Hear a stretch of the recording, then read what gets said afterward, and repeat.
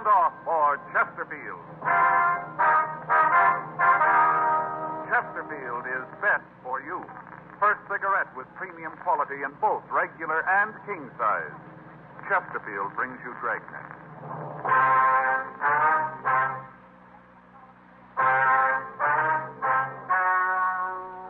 Ladies and gentlemen, the story you're about to hear is true. The names have been changed to protect the innocent.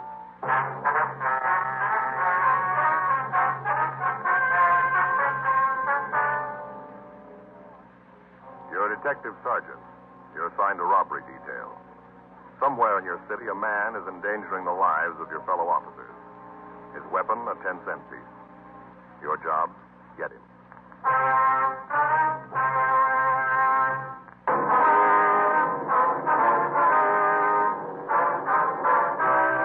Dragnet, the documented drama of an actual crime. For the next 30 minutes, in cooperation with the Los Angeles Police Department, you will travel step by step on the side of the law through an actual case transcribed from official police files. From beginning to end, from crime to punishment, Dragnet is the story of your police force in action.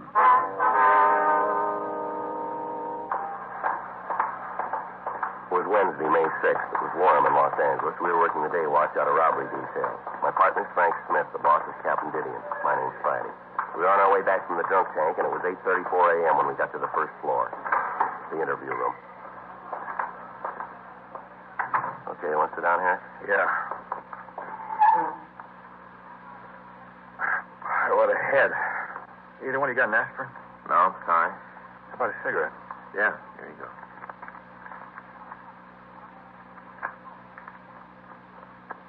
Here, I'll get that for you. Yeah, thanks. Thanks. Boy, what a head. Feels like I'll fall off and roll around on the floor. Yeah? Last time I got this tank was in the South Pacific. Natives brewed up some stuff. Tasted like torpedo juice. Took me 3 days to get over that. Hey, what am I in here for? You don't remember? No, not good. A lot of fog. Seems like the last thing I remember is a lot of sirens, fire engines, cops, a lot of noise. After that, there's a big nothing. What'd I do? Well, he called the police department, told them the officer had been shot trying to stop a holdup. Then he called the fire department, told them the Times building was on fire. You're kidding. No, he's not. Well, I really got it this time, haven't I? Yeah, see, you got yourself a problem. Why'd you do it? Gee, I'm trying to think. Seems like the girl I was with made some remark about L.A. being a dull town. I told her she just didn't know the place. I think that's when I started calling. Hey, this in the morning papers?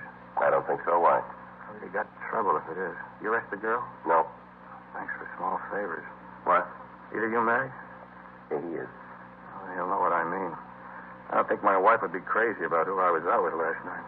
No? Yeah. Wife thinks I was at a sales meeting. Hope she doesn't find out. Hey, where was I when you picked me up? Well, according to the arrest report, you were in a phone booth trying to have the National Guard called out. I gotta join something. This is the worst one I've ever pulled. Where do you live, Harris? Apartment over on 9th. Didn't they get that last night? No. All you tell the arresting officers was your name. I didn't give anybody any trouble, did I? I mean, I didn't start a fight, nothing like that, huh? No. You didn't cause any trouble until they got you down here. Down here. I didn't hit anybody, did I? Oh, you tried, but you didn't make it. You guys are detectives, aren't you? That's right. How come they send you fellas down here? I caused that much trouble? How long you been in town, Harris? Since I got out of service. I think about 6 years. You said you were a salesman. Who do you work for? Coddington and Michaels. How long you been with them? Since I got out, went to work for them right after I was discharged. Ever been arrested before? No. Oh, a couple of traffic tickets, nothing serious. Hey, what's all this about anyway? Well, you guys act, you're trying to prove something more than just a drunk rap. What's the pitch? Oh, there's been some fella around town who's been making calls like you made last night. He's been making a lot of them. They've all been phony, but we got to send out equipment. Well, you figure maybe it was me, huh? Looks like it might have been. Let's check it out. No, I guess I made the ones last night. You say I did, but that's it. Hey, you mind if I take another cigarette? Yeah, here. Help yourself. Thanks. Here's a match. Thanks. Thanks. No, I'm sorry. You guys got the wrong fella. No. You can check me. You'll find out you got the wrong man. Uh-huh. How come this is so important? You must get a lot of phony calls. How come this is so big? A lot of reasons make it that way. Yeah? Don't see it myself. Lots of times I see fire engines go out and false alarms. Doesn't look like it does any harm. Do you remember how many units were with you last night? No. Must have been a lot of them. Well, 15 police cars answered the officer's need help call before they could get a code 4 out on it. There were 5 units of fire department equipment there. I suppose that equipment had been needed someplace else on a real call. Yeah, I see what you mean. Not just the equipment being out of service. Every time a unit rolls on a call, there's the chance that somebody's going to get hurt. That's what you built last night. Look, I said I was sorry. Isn't there anything more I can tell you? Any chance of me getting an aspirin around here? There's a doctor here. All he had to do was ask for it. We'll check on our way out. All right, come on, Harris. You can go back now. Yeah. Now, just a minute. What's the name of the friend you were out with last night? You gonna have to drag her into this? We got to check your story. I hate to have you do that. The story will stand. It isn't that. What is it then? I told you I was married. Yeah. This gets in the papers. I'm gonna have a bigger headache. Is that right? Yeah, my wife won't understand about last night. Well, that's too bad, Harris. She just won't understand, that's all. How's that? Well, she's president of the neighborhood temperance club.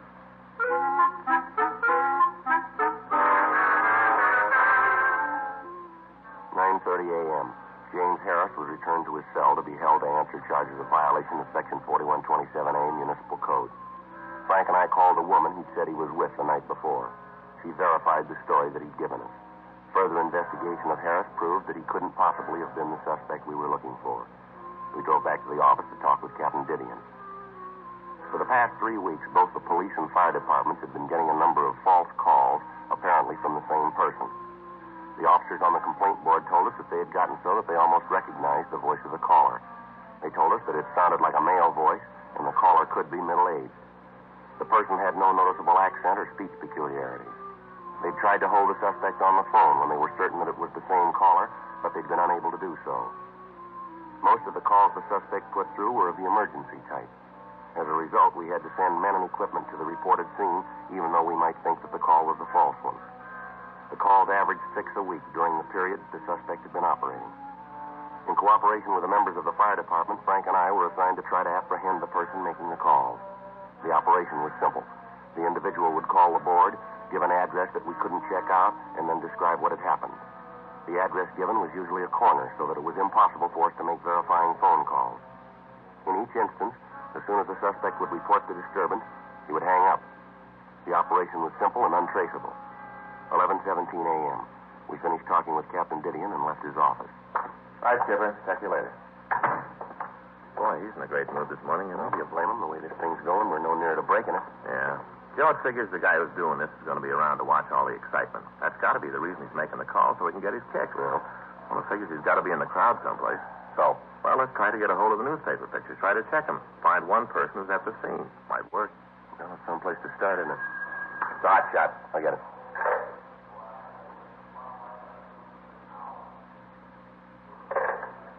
Gonna have to wait. Bank robbery in progress.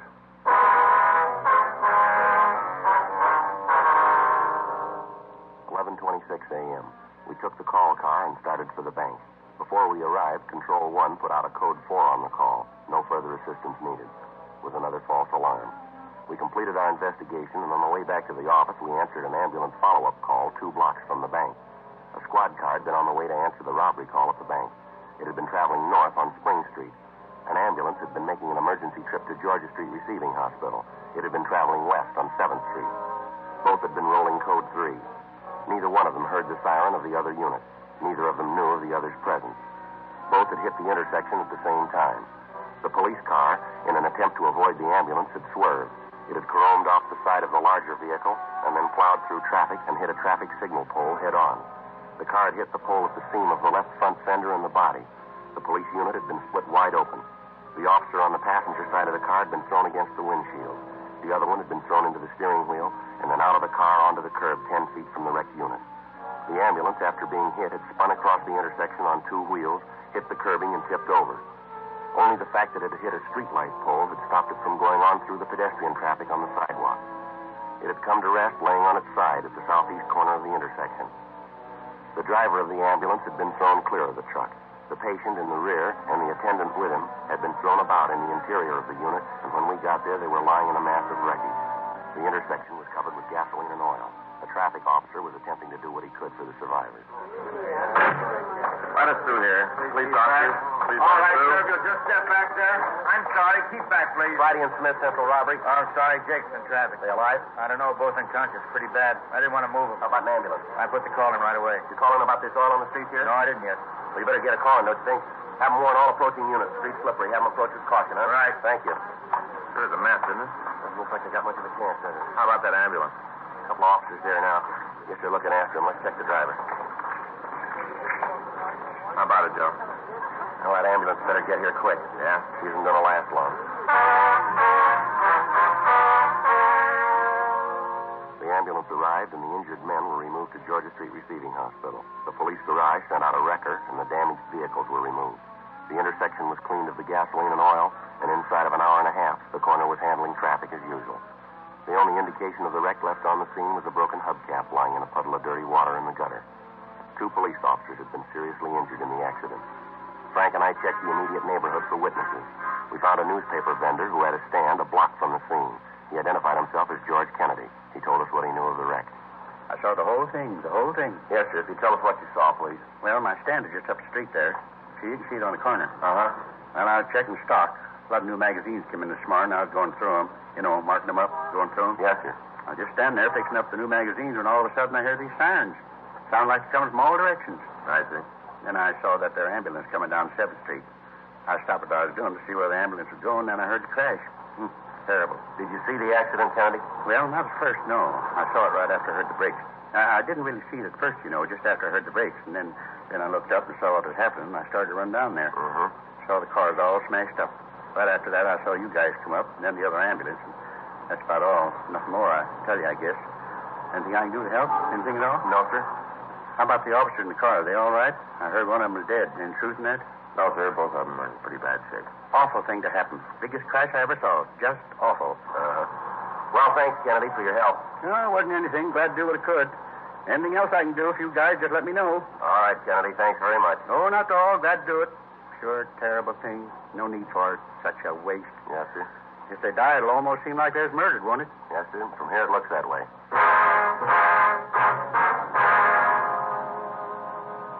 Frank and I drove back to the office. We checked with the doctor at the P&F ward at Georgia Street Receiving Hospital. The doctor told us that the injured officers were still in critical condition and as yet had not regained consciousness. We checked with the complaint board, and the officer who'd answered the call about the supposed bank robbery told us that he thought that the caller was the same suspect we were looking for. With Captain Didion and Captain Hagenbaugh in communications, we worked out a plan to attempt to apprehend the caller.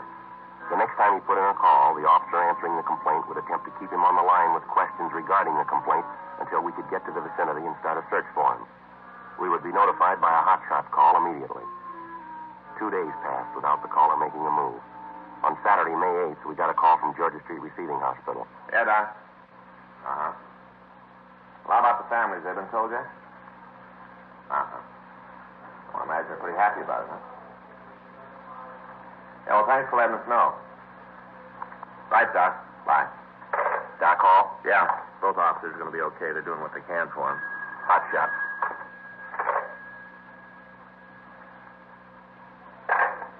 Now, maybe we can do something for him. Suspect's on the phone now.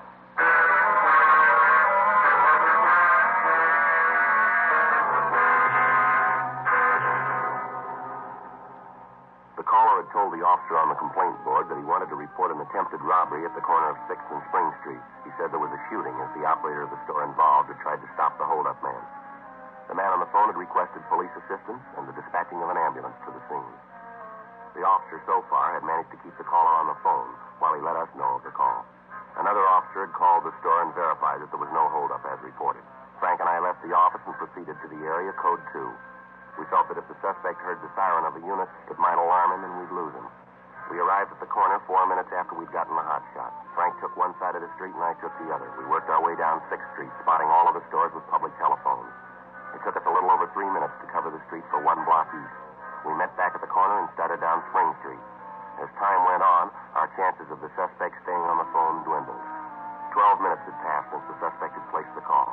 I was covering the east side of Spring Street, and I was almost to the corner of 7th when I walked into a store to check the phone booth just inside the door. The voice was familiar. It was George Kennedy, the proprietor of the corner newsstand. Sure, I can see it. No, my name don't matter. All the town needs you get an ambulance here right away. You don't, this poor man's going to bleed you there. Well, certainly, he's right here, right in the same room. All right, come on out of there. Hey, what's this all about? Come on out of that phone booth. What right you got to tell me what to do? No, don't hang up that phone, Kennedy. You got no business breaking into my phone call. All right, you come out of that booth, will you, right now? Now, stand right there. No, this is Friday. Yeah, we got him. Uh-huh. Yeah, well, as soon as I pick up Smith, we'll be right in. Hold up, Kennedy. Stop that man. Hey, stop him. Hey, mister, what's wrong? You all right, mister? Yeah, did you see where that old man went? No. Sorry, mister. He ran in the crowd over there. I wasn't watching him. I thought sure you were going to get hit by that car. Hey, Joe. What are you doing out in the middle of the street? Well, I had him. George Kennedy, the guy with the newsstand. You mean the guy we talked to the other day? That's right. Well, at least we know who we're after. That's a help. Yeah, maybe. We got to get him fast now. Yeah? He knows we're after him. We went back to our unit and got out a broadcast on George Kennedy. After that, we checked the immediate neighborhood, but we were unable to find the suspect. We checked at his newsstand, but the people in the surrounding stores were unable to give us the exact address where he lived. We arranged for a stakeout on the newsstand, then we went back to the city hall and called the city clerk. We asked him to check the records for the license issued to Kennedy. The clerk's office told us they would check their files immediately and call us back. We ran the name George Kennedy through R&I, but he had no previous criminal record. We checked with Captain Didion while we waited for the call back from the city clerk's office. I got it. Robbery Friday. Yeah? Who? Wait a minute. Wait a minute. Hello. That's all we need. What is it? That was Kennedy. Says he knows we want him, and he said we better forget all about it, that we'll never get him. Yeah? Says we might as well give up.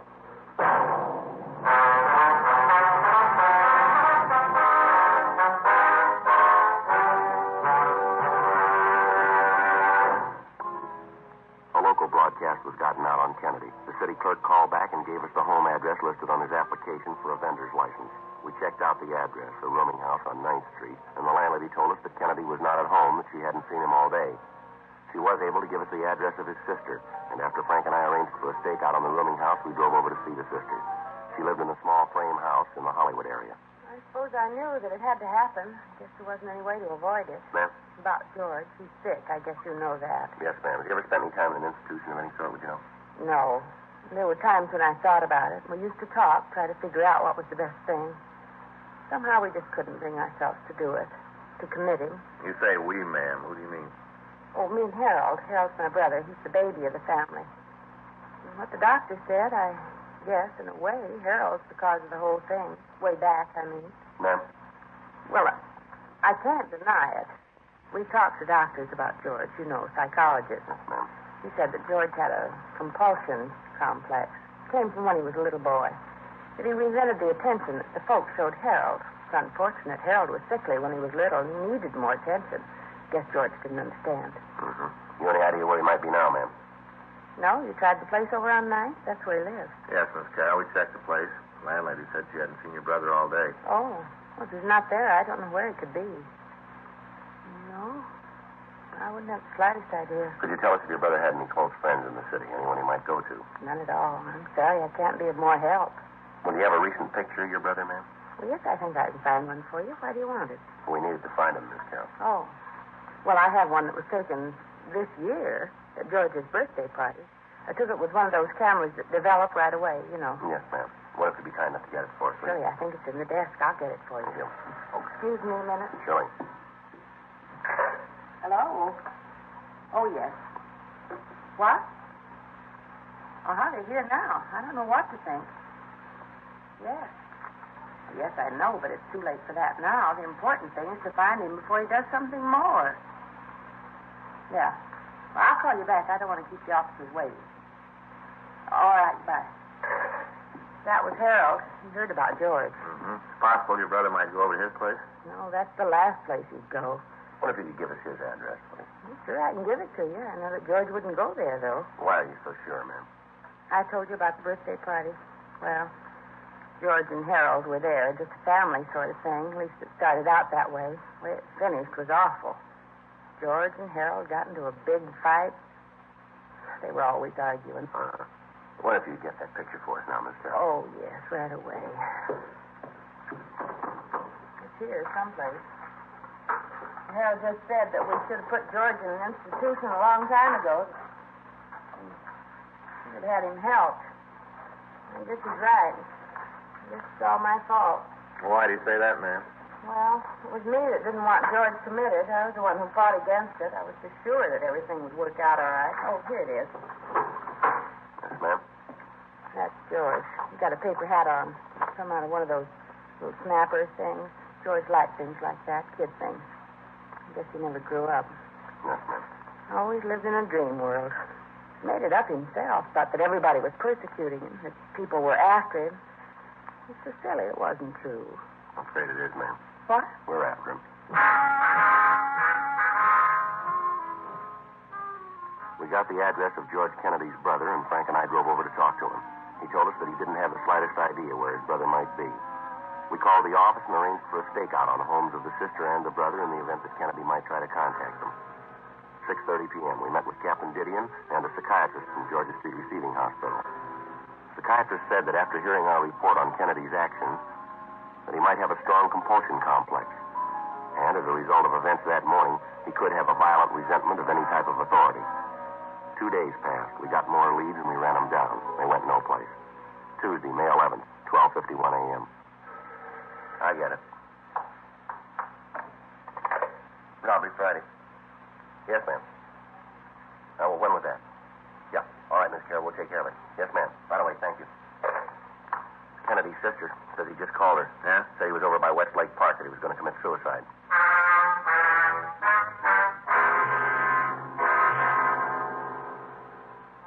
1:02 a.m. We called the complaint board and told them what had happened. They contacted all available units and asked them to proceed to Westlake Park, Code 2. Frank and I drove to the area. By the time we got there, several units had responded to the call. As yet, none of them had seen Kennedy. From the bridge on Wilshire, 2 men had been watching the lake, and up to the time we got there, they'd seen no activity on the surface of the water. 1:30 a.m. Frank and I started to go through the park. A heavy fog had risen from the lake, and visibility was dropping fast. You see anything? No. Now, let's head down toward the lake, huh? Yeah. This way. It's getting cold. I should have worn a heavier coat. Hold it a minute. See him? Yeah. Just sitting there. Doesn't see us. All right. You take him from that side. I'll go this way. Watch it, huh? Right.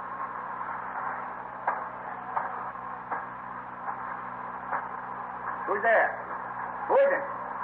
I know you're there. Who is it? I got a gun. Now you come any closer and I'm going to shoot. I can see you, you know. I can see you. You get away from here. You get away right now or I'm going to shoot. All right, I warned you. Put that gun down, Kennedy. Yeah, I knew you were there. I knew it. You thought you could sneak up on me and get me and I wouldn't know it, huh? That's what you thought, ain't it? Huh? Ain't it? Nobody's trying to sneak up on you, Kennedy. Nobody's trying to hurt you. Yeah, that's what you say, but I know different. I know. Who are you? Come on, I know anyway, so you might as well tell me. Who are you? You know who I am, George. Joe Friday. I'm your friend. Now, you know that, don't you? Ain't anybody that's my friend. Ain't anybody. Nobody I can trust. Why should I trust you? Come on, tell me. Why should I trust you? You're a cop, ain't you? Ain't you? You know that, George. We met before. You know I'm your friend, too, don't you? No, you ain't. You ain't my friend. You want to take me away and lock me up. It's not true, George. I just want to talk to you. Just sit and talk, that's all. You stay away from me. I'm not going to tell you again. I don't want you near me. Now, take it easy, George. No, you ain't going to get me. I'm going to get away from you. Away from all of you. Now, wait a minute. Yeah. I know all about you. I know you ain't going to get me. I can't swim. Somebody help me. Help. All right, Kennedy, take it easy.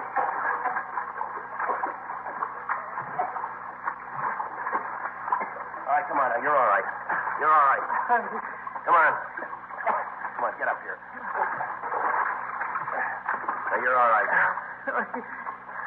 Anybody'd understand. Ain't anybody. You okay, Joe? Yeah. I'll take him. He's clean. Couldn't even get a gun. Couldn't even get a gun. Never could do anything right. Just nothing ever went right. Wasn't anybody that understood. Nobody that knew what I wanted. Nobody cared about me. Nobody cared. You're wrong about that. Huh? We do.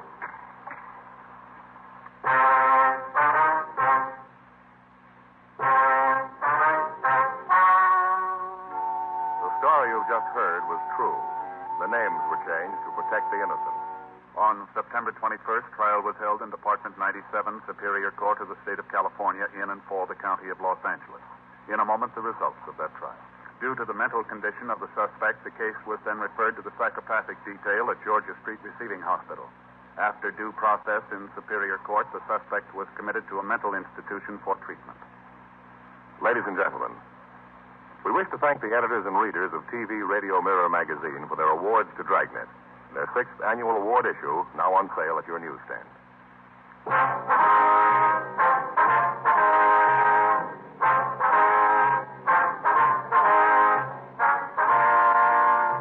You have just heard Dragnet, a series of authentic cases from official files.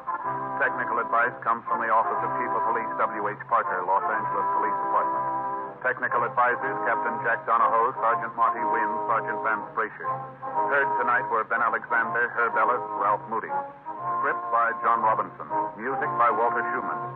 Hal Gibney speaking.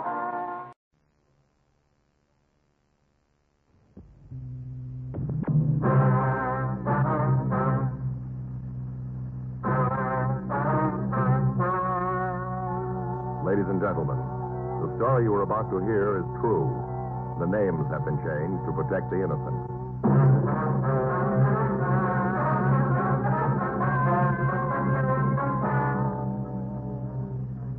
You're a detective sergeant. You're assigned a burglary detail. A string of safe burglaries breaks out in your city. In the past 2 months, 35 safes have been broken into. You know there's more than one man in the operation. You've got no lead to the thieves' identity. Your job? Get them.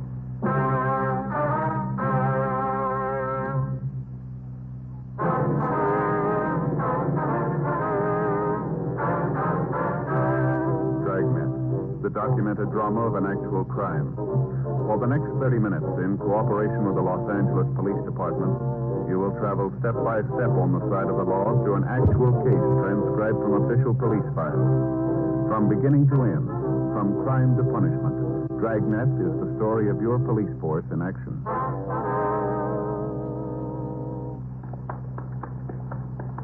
It was Tuesday, August 18th. It was warm in Los Angeles. We were working the day watch out of burglary detail. My partner's Frank Smith. The boss is Thad Brown, chief of detectives. My name's Friday. It was 1:34 p.m. when we got to the second floor of the Central Jail building, the crime lab. Couldn't sleep last night. Faye and I had another beast. Oh, what about this time? Cards, you know, can ask them. Yeah? Folks next door came over after dinner and we got to playing. They play real good. Mm-hmm. It wasn't long before we were really getting slots. What? You know, slots. Beaten. Oh. Yeah. Last hand, they got down right away, Joe. Seemed like everything I threw them, they could use. Picked up everything. I couldn't do anything right. Just kept building up mills, they did. Big thing for us was to get out as quick as we could. You know, get the hand over with. Yeah. Faye wasn't doing any good. Finally, I still don't know how they let it happen. I got enough points to go down, so I asked Faye if it's okay. You have to do that, you know, ask your partner's permission to get the hand over. Yeah. You know that? Well, I played it a couple of times. Yeah, with you, remember? Oh, that's right. Well, you might not believe it, but you know what she said? No. Just sat there and said she didn't think it was time. Is that right? Yeah. I know it's kind of picky, but there they were. The other kids are piling up points, slocking us all over the place. Slocking. Yeah, handing around a couple of more times. Each time I ask Faye if she wants to get out. Each time, you know what she says? No. That's it. No. Well, what finally happened? Oh, the other folks ran out of cards. Wasn't any more play, so they got out. 3,600 points. And I found out why Faye didn't want to quit. Why? Had a deuce. What? A deuce, a two, you know? Yeah. Well, said she didn't want to get caught with it. Yeah, well, we better get started, huh? Wait a minute, that's not the worst of it, let me tell you. All right. All night we're playing, see, all night. I'm saving cards, you know, I'm like 10s, like to get 10s, I save 10s. Yeah, I guess everybody saves 10. Well, I save more than other guys, they save a lot of stuff. So we get all through, and you know what? We find out there are only 7 10s in the deck. One of them's missing. All night, there's 7 10s. Well, that's dreadful. Well, I tell you. You were schlocked. Schlocked. Didn't sleep a wink. Friday? Yeah, Ray. Back here. Girls out to lunch. Come on back. Hi, how's it going, Ray? Moving around, that's about all. Hot out, huh? Yeah, paper says it's going to go over 90 today. Too hot for me. Yeah. Well, how you coming on the job this morning? Finishing up. Looks like the rest of them. Yeah. Got some pictures here. Take a look. Here's pictures of the marks they left on the door this morning. Mm-hmm. See those 2 long scratches on the wood? Yeah, here? Yeah, over here. Here's a picture from the Argosy Manufacturing Company's door. See? Yeah. Same two marks. Pretty safe bet to figure that both doors are open to the same pry bar. Yeah, same type of entrance made this time, huh? Yeah, just the one mark on the door. You know what they're doing. Insert the bar, hit it once, and the door opens. Mm-hmm. How about the safe? What do you got on that, right? Here. This is the picture we got of the room, same as the others. Standard rip job, nothing different there. How about marks? No help there. Here's the pictures. Looks like the same tool that was used on the other job. Did you find anything else, Ray? No. At least nothing that helps. Leighton Prince picked up a couple from the safe. Belongs to the manager of the place. Nothing else that gives us anything. No, I'd say that was the same bunch. Yeah, either that or they're lending their tools to the boys in the neighborhood. Yeah, well, that isn't likely. Cigarette, Ray? Yeah, thanks. Right? There's the light. Ray? Thanks. We were leaning on you guys for this one, huh? Yeah, Skipper's taking a lot of heat. What's this make for him? 34, 35? 35, 6 months. Get any nearer to him? No, not much. Got anything to tell how many men there are? It'd be hard to say for sure. The way they work figures about 3 or 4, maybe. Yeah, that's the way it looks. Take that number to pull off the operation as smooth as they're doing it, though, Ray. You got anything at all to work on? Well, we checked around town. There aren't any rumbles. One of the tightest gangs that we've seen in a long time. Doesn't seem like anybody outside knows what's going on. We checked the places around. Nobody's spending a lot of money they can't account for. How much did it take so far? Well, what they got this morning, let's see, it comes to a little under $36,000, doesn't it, Frank? Yeah. What about you, Ray? You turn up anything we can use? Nothing that points any place. We know how they got in, how they hit the safe. That isn't going to help much. Same ammo as the others. You haven't got any idea who they are, huh? No, nothing. You have any idea who they are? We could maybe use the anthracene on their tools. That's great. We got to find the tool for use that. We got no idea where they plant them. Mm-hmm. Seems that one of your informants would be able to come up with something on it. Yeah, you'd think so. We've checked them all, Ray. No leads to the gang. Doesn't seem there's anybody in town that knows who they are. Anybody new operating around? No, we checked that out, too. Said the stats office makes so many runs that they're wearing out the cards.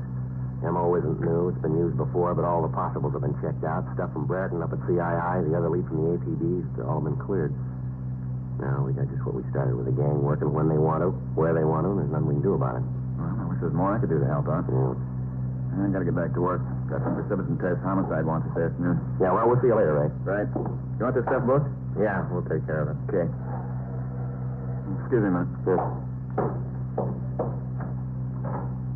Crime lab, Tinker. Yeah? Yeah, they're both here. Which one? Yeah, hold on. Joe? Yeah? You, office. Thanks. Friday. Oh, yeah, Chandler. Uh-huh. When did he call?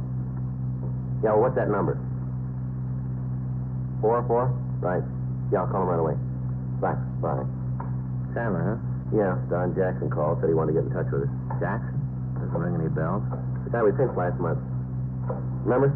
Looked like the guy who was in on the service station job. Oh, yeah, I remember. Guy with the waxed mustache. Mm-hmm. Hello, Don Jackson? Well, could I speak to him, please? Don, Joe Friday. Yeah. Mm-hmm. Yeah, well, it's 1:47 now. Take us about 10 minutes. How about 2? All right, fine. Yeah, we know where it is. Right. We'll see you there. All right, bye. What's he want? He wants to see us about the rip job. Yeah? Says he's got a rumble on him.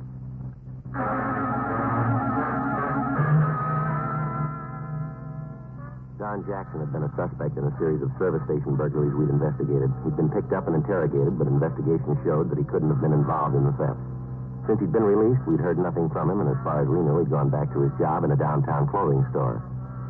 From what he told me on the phone, he had some information about the current series of safe burglaries. 1:48 p.m. Frank and I left the crime lab and drove over to the store where Jackson worked. He managed to get relieved, and he took us to a small coffee shop near the store. We sat down and ordered some coffee, and Jackson told us what he knew about the burglaries. Now, I could be wrong about this. I don't think so. But outside it could be. Uh-huh. Donnie, you got any one reason for figuring that the Scott fellow's tied in with the job? Well, nothing I can put my finger on, you know. Just that the guy's never done a full day's work in his life. Don't think he knows what a callus is. Yet he's always loaded, always got a roll. It's real, too. Not like them you see sometimes with a big bill on the outside and ones in the middle. Now, this guy's loaded, you know. Yeah. Where'd you meet him? Well, I was sitting in a bar down the street one night, having a belt before dinner. We got to talking, ended up eating together that night. You remember when this was, Don, when you first met him? Well, let me see. Yeah, it was the day I got the trench coat from England. Now, let me see. That make it about August 4th. Yeah, it was the night I got the coat. Come to think of it, that's what got us to talking, the coat. I don't understand. Well, you see, I got this here coat. I had it sent over from England. It's a real beauty. All kinds of linings and wind straps in the sleeves. It's great, you know. Uh-huh. Well, I had him send this coat to the store. We got down the 4th. I had it with me that night. And Scotty noticed it. We got to talking about clothes and went to dinner. He asked me how much the coat cost. I told him run about 40, maybe $50. He asked me if I could get one for him, and I told him sure. It'd take a couple weeks. Uh-huh. Well, he asked me to send a letter to my friend, Airmail Special, and asked him to send the coat over by express. I told him I would, and then he asked me if I wanted to pay me then. Yeah. I told him no, wait till I knew just how much the coat was going to run. You know, duty and postage and all that. Yeah, I know. Well, he said that'd be okay with him. I saw him a couple of times after that, and every time he'd ask about the coat, I told him that was in the works, you know. Mm-hmm. Well, finally got the coat. It was beautiful. Never saw the guy again. I'm out $46. Crummy Scotty, leave me with that coat. My own money, too. $46. I don't make enough to lose that kind of money, you know. Well, that's too bad, Jackson. But why do you figure this Scott had anything to do with the burglary? Well, now, I just told you. For one thing, the money. Always had a lot, but he never had a job. No place to get the money. Not only that, but one night, well, I saw him. We were going out to dinner, and he said he couldn't quite make it then. That something had come up. That he had to take a rain check, you know. Uh-huh. Well, I asked him what had come up, what was so important. He said he had to see a guy over in East L.A., some sort of a business deal. Did he say what this deal was about? No, he wouldn't say. The next day he shows up loaded. Got to roll on and choke a horse. Now, I asked him where'd he get it. I kidded him about being one of the guys who ripped the safe in the Argosy plant. What did he say to that? Nothing, just got real serious, you know. Asked me why I asked him that.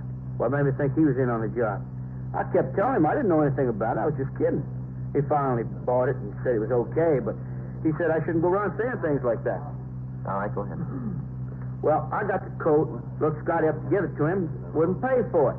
They lost the coat thing up or something, I don't know, set the wrong size, and I'm stuck with it.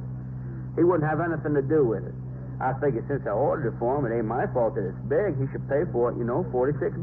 Now, any way you look at it, I laid out the dough. I figured he should make good on it. He wouldn't do it. And I got sore, and I figured that maybe you'd like to know how he acted about the Argosy job. Lousy bum. $46 that coat cost. You know where this Scott lives? No, I haven't got the slightest idea. But I got his phone number, though. I'll give you that. Can you give us a description on him? Sure, he's a sneaky little guy. No wonder the coat won't fit. Little bitty guy, you know. Yeah, now you say his full name is Leonard Scott, is that right? Yeah, crummy bum. I hope you get him. Well, we'll talk to him, Don. He knows something about it. I'll bet money on it he knows. Say, I don't like to bring this up, but you guys could do me a big favor, you know. What's that? No, I don't suppose you could. What is it, Don? You know anybody could use a size 52 trench coat?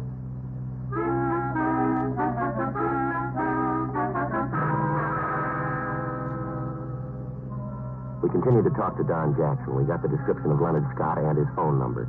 3:15 p.m. We drove back to the city hall and checked the names through R&I. We came up with several possibles. The mug shots were pulled on them, and they were shown to Jackson. He was able to identify one of them as the man he told us about. The suspect had a record for burglary and had served 2 terms in the state penitentiary at San Quentin. He'd served his full term and was not on parole. We checked the last address on his convict registration card, and we found that he lived in a rooming house on West 11th Street. The phone number he'd given Jackson was the same as the one on the registration card. We drove over to talk to him. We found that he wasn't in his room, and from the landlady we learned that he was expected back around 7 that evening. We checked his room in company with the landlady, and then we called the office and told them where we were in the event they had to contact us. We waited in the living room of the house for the suspect to return. 7:15 p.m. So? Yeah. He matches the description, doesn't he? Come on. Just a minute. You Leonard Scott? Yeah. Who are you? Police officers like to talk to you. What's this all about? It'd be better if we went up to your room. Oh. All right, come on up. Can't you give me some idea what this is all about? We'll talk to you about it. Go ahead. Open the door. Go ahead. Yeah.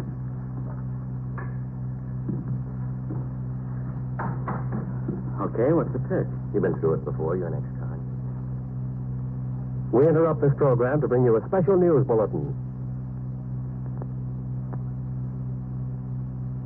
Ladies and gentlemen, from the NBC newsroom in New York, here are the latest names of the men to be sent back to Freedom Village in Munsan. We have 4 more names for you at this time of our sick and wounded who have been sent back by the Reds to the Allied side in Munsan. Corporal Vernon C. Warren of St. Louis, Missouri.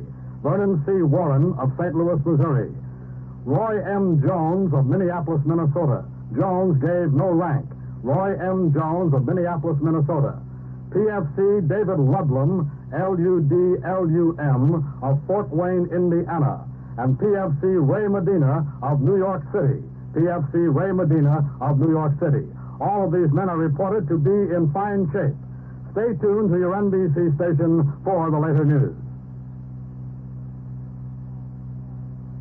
Oh, you're out of your mind. Yeah, we got a witness who tells us he showed up with a pocket full of money the next day. He's fallen twice before for burglary. You can't account for your time before or after today, but you happen to have an alibi for the night of the heist. You got no steady job, but you got plenty of money. Now, come off it, Scott. We got you nailed for the jobs, and you know it. You got a choice of giving us a hand on this thing. It'll be marked down in your favor, or you can be a big man and stand for this thing alone. It's up to you. We'll play it any way you want. You figure you can make me for the job? Looks like it won't be too tough. You're in the middle, Scott. Why don't you cop out? What do I get for turning pink? I told you it'd be marked down that way. How about it, Scott? All right, I guess I gotta go with you. I wasn't in on the jobs. I didn't really have anything to do with the casing. It helped a little bit. Not much, just a little. What'd you figure in it? Once I worked as a lookout for him. Who are they? I can give you the name. Like, see you get them, lousy bunch. Hope you get them good. Make every one of them lousy bums the way they treated me. What do you mean by that? Big deal. Had the cops running around in circles. Big deal. Nothing. Work along with them. Everything will be fine. Big deal. How many of them are there? 4. 4 real bums. They said they were going to take care of me. They told me I'd get my share of the money. Lousy liars. One job I was with them. After that, they told me I hadn't done enough to earn my way, that I wasn't any help to anybody. Well, next time you see them, you can tell them. Yeah? They were wrong.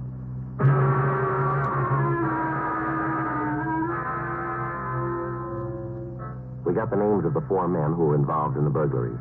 We took Leonard Scott down to the city hall and pulled the packages on the 4 suspects. He gave us a positive identification on them. We checked with Captain Wisdom, and it was decided to wait until we could catch the suspects in the actual attempt to commit a burglary. We checked out the address of the 4 suspects and got as much information as we could on them without letting them know that they were under surveillance. Additional teams of men were assigned to the stakeout. Each of them was watched 24 hours a day, and each of the teams of detectives were in constant contact with the burglary division. 2 days passed. None of the suspects made any attempt to make contact with the others. We met with the district attorney, and it was decided that in the interest of bringing the gang to justice, the first suspect, Leonard Scott, should be released from custody to act as an informant for us. He would be kept under constant surveillance. Frank and I were assigned to follow him. In the next 3 days, he went about his business as usual. Each evening, he'd leave his rooming house and walk through the bars in the downtown area. He told us that contact and information regarding the burglaries was made by the leader of the gang, one of the suspects named Howard Ramsey. On Monday, August 24th, we saw Ramsey approach Leonard Scott. They talked briefly in the rear of a bar on 6th Street, and then Ramsey left. We waited for about 15 minutes, and then we saw Scott leave the bar. We followed him down the street to an all-night coffee stand. We sat down next to him at the counter, and at the first opportunity, he told us what Ramsey had said. You guys haven't got long to wait. What'd he say? Deal's set. It's going to be a machine shop out in West L.A. Rumble is the safe has over 25 grand in it. Biggest job they've tackled. He say how it's going to work? Yeah, I'll fill you in on it. Thought you might want to get in touch with your office, though. How's that? They're going to work tonight.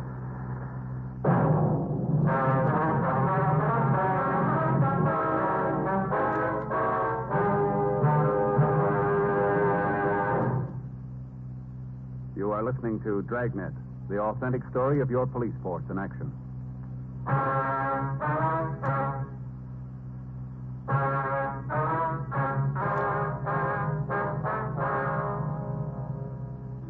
"9:32 p.m. We got the rest of the story from Leonard Scott. The plan, as he outlined it for us, was that the 4 other suspects would not meet until they were at the plant that was to be burglarized. We got in touch with the men who were following the suspects and told them what had happened. 10:07 p.m. We met with Captain Wisdom and put the operating plan into effect. It had been arranged that all of the men following the suspects would be in 3-way radio cars so that constant communication could be kept between the units of the operation. Additional officers were planted on the roofs of the buildings surrounding the plant to be burglarized. These men would be equipped with walkie-talkies so they could keep in constant touch with each other and with us in a 3-way radio car. In this way, we could direct operations, and we'd have a complete picture of what was happening in the immediate vicinity. A blockade system was set up to be put into operation once the suspects had entered the trap so that escape would be impossible. 11:45 p.m. The plan was completed, and the men involved were in their assigned positions. We followed Leonard Scott to his rooming house, and he changed to his working clothes. He came out of his house, and we followed him out the freeway to Hollywood. From there, he drove out Sunset Boulevard to Whittier Drive in Beverly Hills, and then he went out Wilshire Boulevard toward West L.A. As we drove, we could hear the other units reporting the position of the men that they were following. All of the suspects left their homes at approximately the same time, and it looked as if they would get to the plant within a couple of minutes of the scheduled time. Scott had told us that they would not meet at the plant, but they'd rendezvous at a drive-in a couple of blocks from the plant. There, they would be given their instructions. 2:16 a.m., the 5 cars pulled into the drive-in, and after a brief conversation, they all left and drove toward the plant. 2:23 a.m., all the police units got into their positions as arranged. Frank and I took up our positions, and we listened to the reports coming in over the radio. Unit 1KY80, Unit 1KY80, Rubles, come in. Unit 1KY80 to Rubles, go ahead. I'm on the roof of the building directly across the street from the factory, Joe. I can see the suspects now. How many of them are there? I can see 3. I think there's a couple more at the corner as lookouts. Hey, Donovan's down the block. Maybe he can see the others. Unit 1KY80 to Donovan. Come in, please. Over. This is Donovan. Yeah, there's one of them on the corner down here. He drove up and got out to take a look at the motor of his car. He's over there working on it now. This Rubles, I can see another one at the other corner. He's changing a tire. Got the jack under the car, but he's not trying to get the wheel off. The others are at the factory door now. Do you see anything where you are, Joe? Not much. Shadows across the street. I can't see the doorway. What are they doing now? They're inside now. They forced the lock on the door and got inside. Door's closed. Now, I can't see him anymore, Joe. All units, this is Friday in Unit 1KY80. All units move in to apprehend suspects. Repeat, move in to apprehend suspects. Units 2R4, 5, 6, and 7, and Unit 2R20 move to blockade positions. All right, let's go. Right. They got the place covered in back, okay? Yeah, all covered. All right. This ought to do it. Right. All right, let's go. Yeah.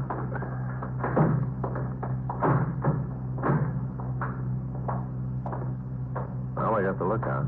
Yeah, I see. Well, let's take it easy, huh?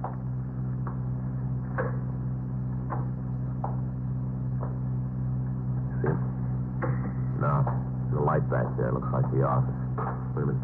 Yeah. All of them must be back there. Sounds like they're putting the bar into the back of the safe, doesn't it? Yeah. Rubles? Let's go. They're in the office now. You want to move in from that side? Right. All right, let's go. All right. Come on, get on it. We haven't got all night. That safe still like a sardine can. There's no reason to take so long. We're doing the best we can. We got the 1005 that's giving us trouble. Yeah, let me take a look. All right, hold it right where you are. Let's get out of here. Watch him, Joe. I'll get him. Right. Come on, Ramsey. You got a place to go. The building's surrounded. Back here, Joe. Get out of here. Cops, you're never going to take us. Hold it up. Don't shoot anymore. I give up. I give up. Come on, cops. Come on and get it. He ain't talking for me. I've had it. I don't want any more shooting. I give up. All right, throw your guns out here. It's fine. All right. Come on out there. Get over there. Get your hands back of your head. Stand right there and don't move. I gave up, didn't I? I didn't want any more of it. Come on, Ramsey. Your partner was smart. Why don't you play it that way, too? You come and get me, cop. All right. You win. I'm out of shells. Don't shoot. Throw that gun out here. All right, now come on out of there. Keep your hands back of your head. Come on, move. That's good right there. All right, all right.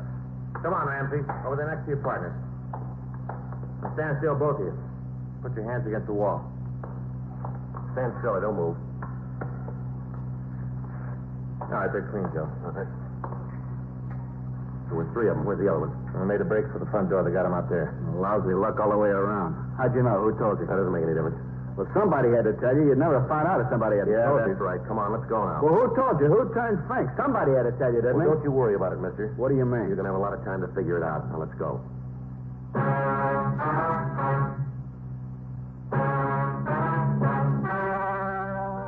The story you've just heard was true. The names were changed to protect the innocent. On January 14th, trial was held in Department 89, Superior Court of the State of California, in and for the County of Los Angeles. In a moment, the results of that trial.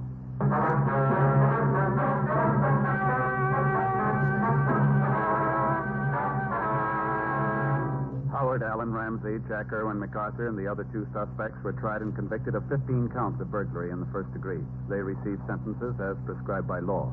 Burglary in the first degree is punishable by imprisonment in the state penitentiary for a period of not less than 5 years. Because of his cooperation, Leonard James Scott was given a lighter sentence and at the conclusion of his prison term was placed on probation for a period of 2 years. Ladies and gentlemen, we wish to thank the editors of TV Guide for the cover picture and story on Dragnet. You can get TV Guide at your favorite newsstand.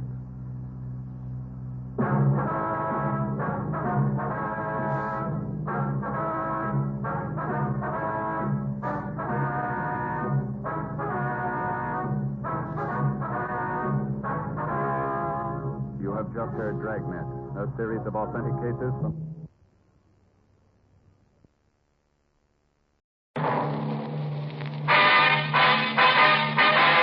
Sound off for Chesterfield. Chesterfield is best for you. First cigarette with premium quality in both regular and king size. Chesterfield brings you Dragnet.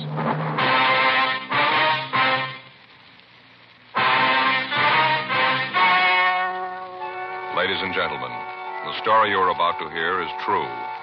The names have been changed to protect the innocent.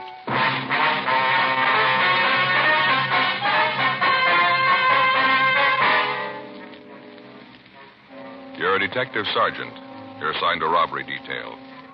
You get a call from the San Diego Police Department that 3 hold-up men are thought to be heading for your city.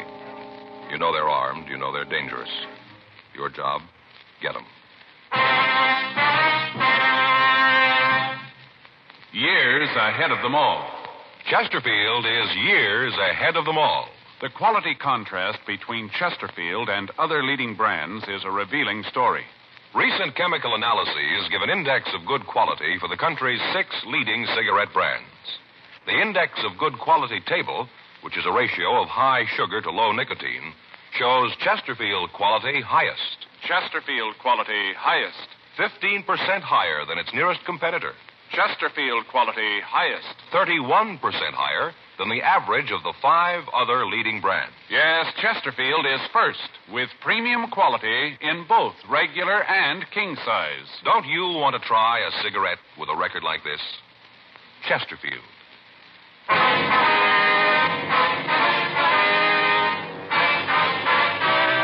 Dragnet, the documented drama of an actual crime. For the next 30 minutes, in cooperation with the Los Angeles Police Department, you will travel step by step on the side of the law through an actual case transcribed from official police files. From beginning to end, from crime to punishment, Dragnet is the story of your police force in action. It was Monday, October 5th. It was warm in Los Angeles. We were working the night watch out of robbery detail. My partner's Frank Smith. The boss is Captain Didion. My name's Friday. I was on my way into the office, and it was 4:58 p.m. when I got to room 27A. Robbery.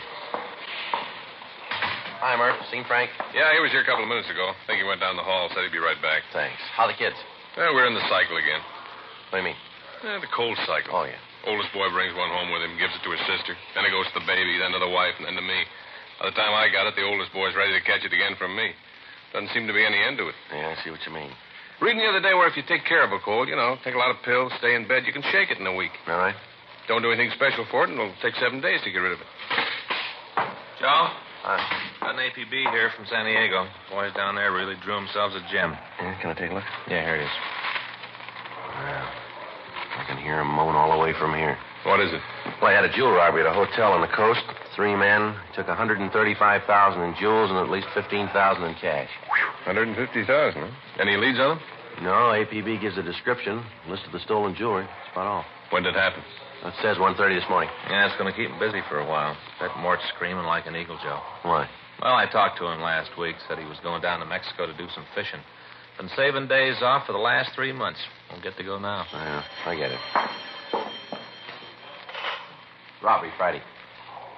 Yeah, go ahead. San Diego. Huh? Yeah, hi, Mort. Yeah, we got the APB. How's it going? Yeah. Uh-huh. When do you figure they left? Yeah. Okay, Mort, yeah. All right, we'll keep an eye open. Right. Bye. What's he got? Well, Davis, Walk, and Hewen are coming up. They're driving? Yeah, they figure the hold-up men are heading this way. The early editions of the afternoon papers came out, and they carried the complete story. 3 men had entered the Carlton Surf Hotel at 1:30 a.m. All 3 were armed, and they forced the manager to open the safe. Inside the vault were the jewels and the other valuables that had been deposited with the management for safekeeping by the guests.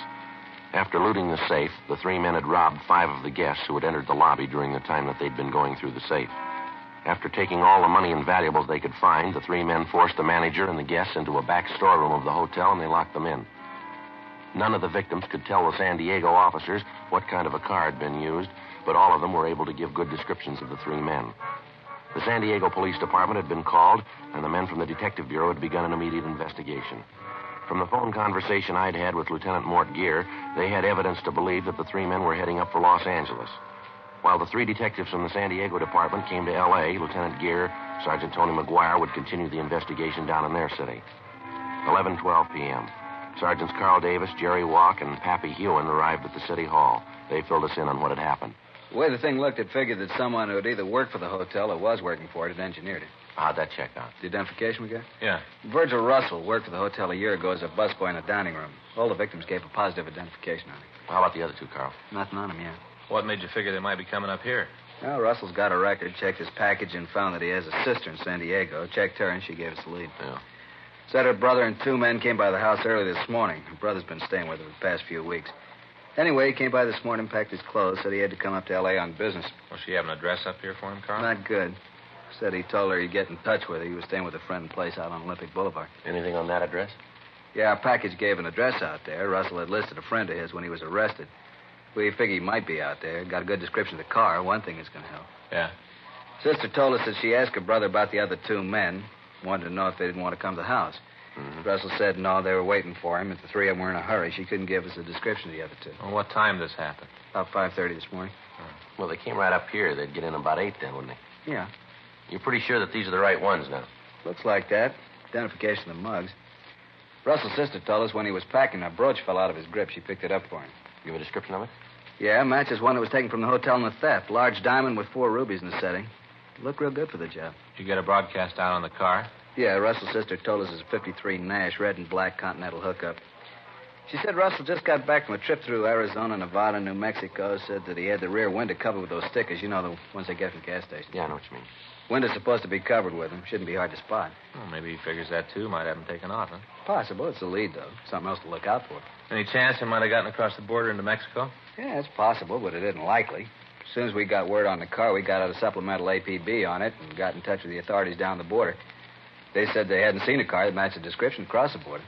Well, if they'd gotten to the border, the officers down there'd know about it anyway. Yeah, I talked to Al Gayton from our office. He said they'd be on the lookout for him. Our pawn shop detail got right on it, Carl. They got the description of the jewelry out all over town. We haven't had any reports on it yet, though. They aren't going to try to sell it piece by piece. There's too many of those pieces are easy to recognize. Yeah. They'll probably try to peddle through a fence and have it broken up. Well, we'll get the word out to our informants. Ask them to watch out for it. Yeah. Heist that big can't be kept quiet for long. Bound to be rumbles on it someplace. I'd like to check out the place on Olympic. It looks like it's the best lead we got. Okay. We're walking here, you know. Went down the hall with Murphy. Wanted to check some things at R&I. Well, might as well get on out to Olympic, huh? You got the address? Yeah, you better check the place first. Could be rough. What do you mean? Well, all 3 of them are armed. Russell served time twice before at the joint. Yeah. I don't think he's going to want to go back.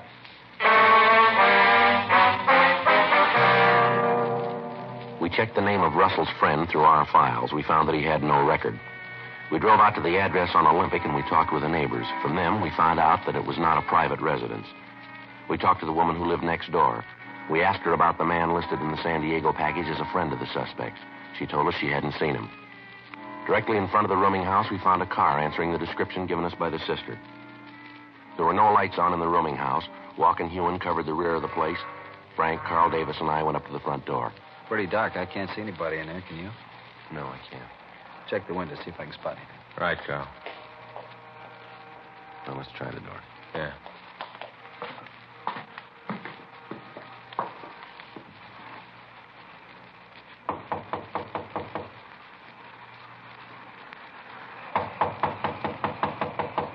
Who is it? Come on, open up.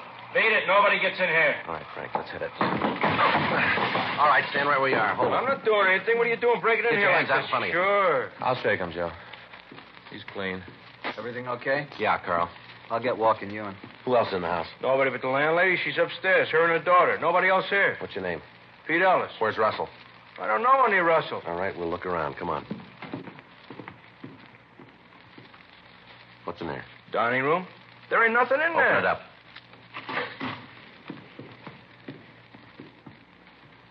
See? Nobody here. No. All right, we'll check the other rooms. Where's this door go? Bedroom. Ain't nobody in there. Open it up. Joe, nobody in the kitchen. Check the back porch. Walk and Davis are upstairs. All right, we'll try this one here. Come on, you open it up. It's locked. I can't get in.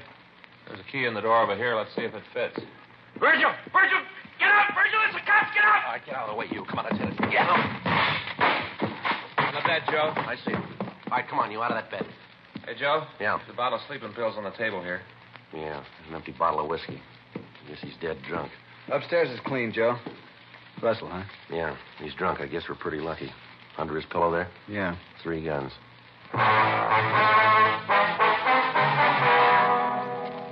With the suspects in custody, we searched the house. In the back bedroom, where we'd found Virgil Russell, we found a folder with all of the newspaper stories of the hotel robbery.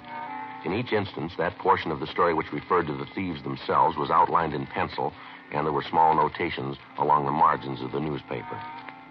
A complete search of the house netted us nothing. There was no sign of the loot from the robbery, although each of the suspects had a large amount of money in their possession. We talked to the landlady, but she was unable to tell us anything about the suspects. She said that she had rented a room to Peter Ellis over a year before, and that the suspect had moved out after living in the house for only 2 months. She said that she hadn't seen them again since that night when they arrived at the house and asked for rooms. We called the office and arranged for a stakeout on the place, and we took the 2 suspects back to the office. We ran Peter Ellis through R&I, and we found that he had 1 previous conviction on a robbery charge. 2:15 a.m. We talked to Virgil Russell in the interrogation room. All right. I ain't trying to con you into anything. I was in on the heist, I'll admit it, but I ain't going to be no fink. You ain't going to get any other names out of me. You got the money we found on you from that hotel robbery, is that right? I don't know where else it'd come from. I got no reason to con you about the hotel job. I pulled it. I ain't afraid to admit it. I'm just not turning think, that's all. Maybe we can get it out of Ellis. He won't tell you anything. You're pretty sure about that. He admits he was in on the robbery. Well, so what? We all had a deal. If any of us got caught, they wouldn't tell about the others. You think Ellis and that other guy'd go that route, standing near arrest alone? Sure. We had an agreement. Oh, come on now. Tell us how much you got for the jewels. You can tell us that and not tell us who the other man is, can't you? Yeah, I suppose so. Isn't there any way you could tell if I told you how much we got? How much? 7,000. How much? 7,000. Who set up the deal to sell the stuff? Your partner? Yeah, he handled all that. He fixed it for you to get $7,000 for all the jewelry? Yeah, that's right. Well, you made a good deal, all right. 7,000 for $135,000 worth of jewelry. Wasn't worth 135. That's just the papers, making it sound big. No, Russell, you're wrong. That's what the stuff is worth. Are you kidding? You got that report, Frank? Yeah. Now, wait a minute. That's maybe what they claim the stuff is worth. But you know how people are always jacking things up on the insurance companies. The stuff was worth, maybe 15,000, not a cent more. Yeah, Joe, here it is. This is the report you got from the insurance company, Carl. That's it. Would you like to read it yourself, Russell, or do you want me to read it to you? Well, let me see. Uh-huh. What a lousy bum. Oh, no good. He's a thief, that's what he is. A thieving thief. That's the kind of a guy you say you had to deal with, huh? Let you think he was doing you a big favor. Some deal, $7,000. If we'd picked him up, he'd have screamed like an eagle. He's your pal, all right. What a no good thief. I can't believe it. Who'd he sell the stuff to, do you know? No, I don't, and that's the truth. I saw the guy, but I don't know who it was. How'd the deal work? Well, earlier tonight, we got together out in Westwood. He called the fellow who was going to handle the deal, told him to meet us there. Who's he? A lousy Fink. What's his name? Payne, Al Payne. How do you spell it? Last name? P-A-Y-N-E. You got a record? No, I don't think so. I never heard him talk about it. You give us a description? Yeah. That stuff was really worth $135,000. He said it was a lot of talk, newspaper talk, he said. Oh, brother, what a laugh. What's his Payne look like? Oh, he's about 37, maybe 150, 60 pounds. Bald. A little bit of hair on the edge of his head. I'll check the name through R&I, Joe. Right. You want to bring the mugs back here? Yeah. Russell? Yeah? That first name, is it Alfred or Albert?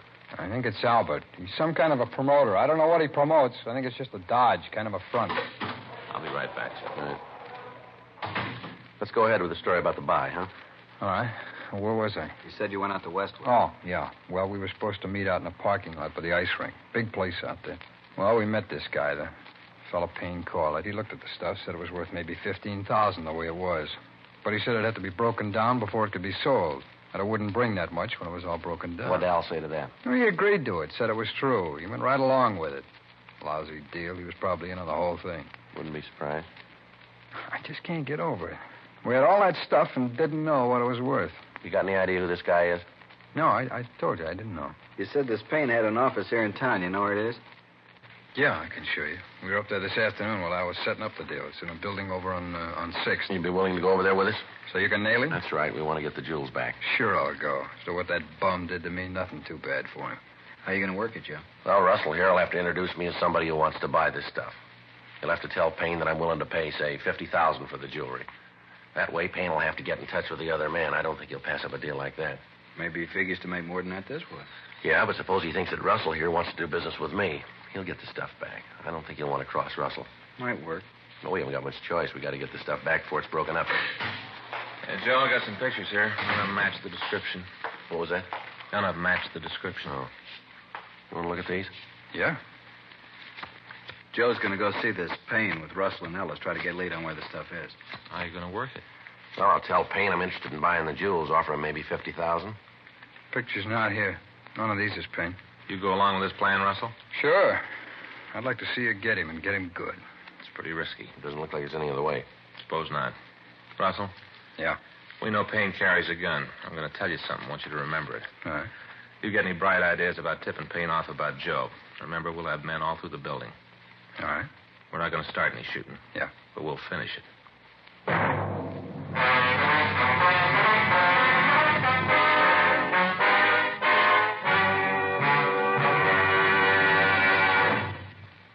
You are listening to Dragnet, the authentic story of your police force in action.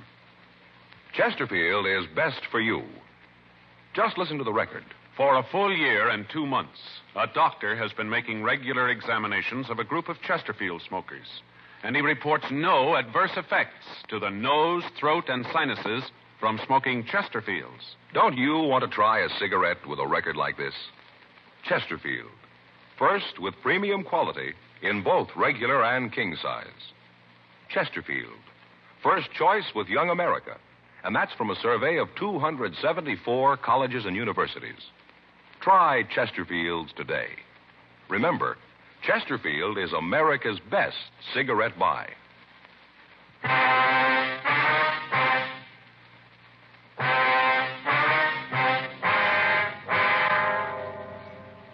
The two suspects, Peter Ellis and Virgil Russell, were taken to the main jail and booked in for violation of Section 211 of the California Penal Code.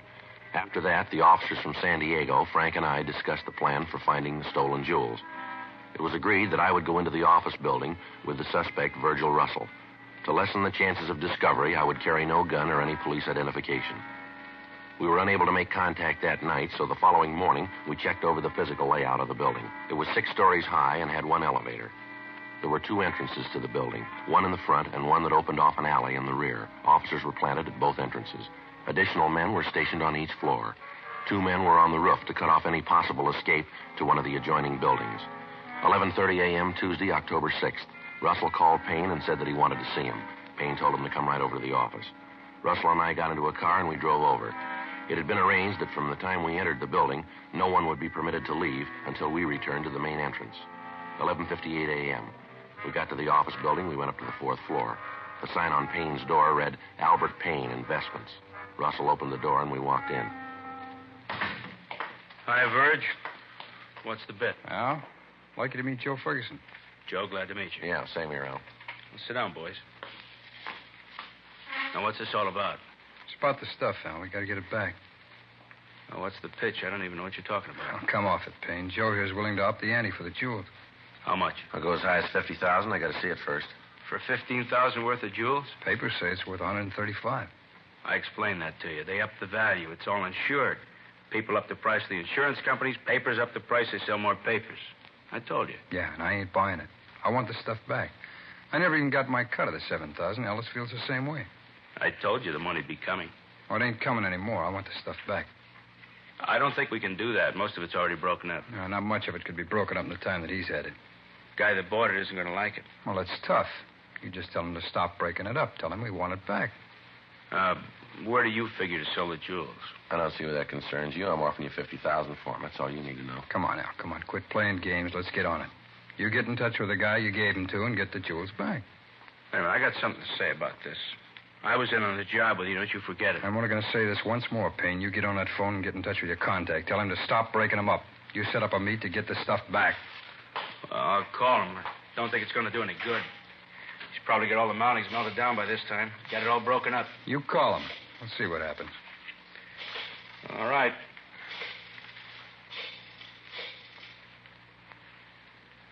Now, let me talk to Fred. Fred, this is Al. Yeah. Listen, something's come up. We can't go through with the deal. What? Yeah, I know. I told him. Doesn't make any difference. They want it all back. Yeah, I told him that, too. Doesn't make any difference. You want the jewels back that have been broken down, too? I told you, Al, I want all of it back. Yeah. Yeah, Fred, he says all of it. Okay. And when can you make it? Yeah. All right.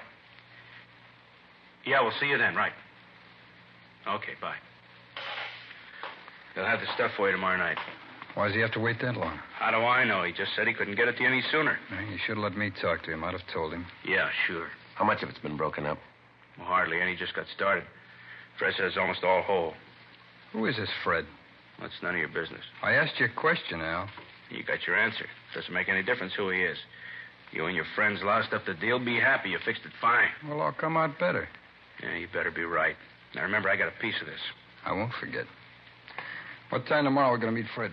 Well, he said he'd call. Let me know where and when. Well, I can't be any later than tomorrow. I got to be leaving then. You're going to have the money with you when you pick up the stuff. I'll have it. All of it. I don't want any of this down payment. I told you I'd have it. All right, you call me tomorrow about 10, Verge. I'll let you know the details then. Okay. I hope you're right about this, Verge. What do you mean? Well, this deal, I don't like it. I hope nothing happens to louse it up. Yeah, so do I.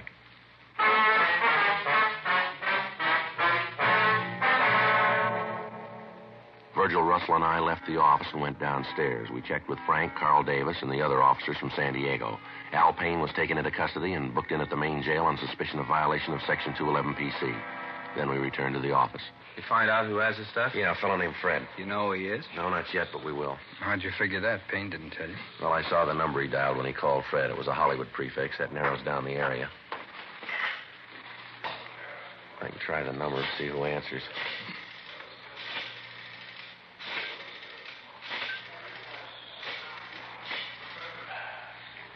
Oh, I'm sorry. I got the wrong number. Excuse me. So you get it? Yeah. It's the Kingery Trophy Company. You want to check the books? Right. Okay. K-I, King, Kincaid. Here's Joe.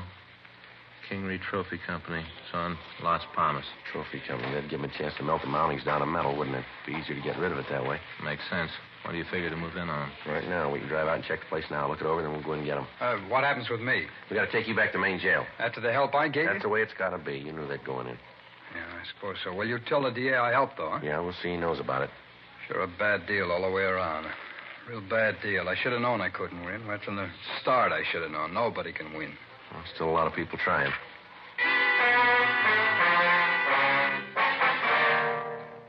We returned Virgil Russell to his cell, and then we drove out to the Kingery Trophy Company. It was a two-story building on Las Palmas Avenue in Hollywood.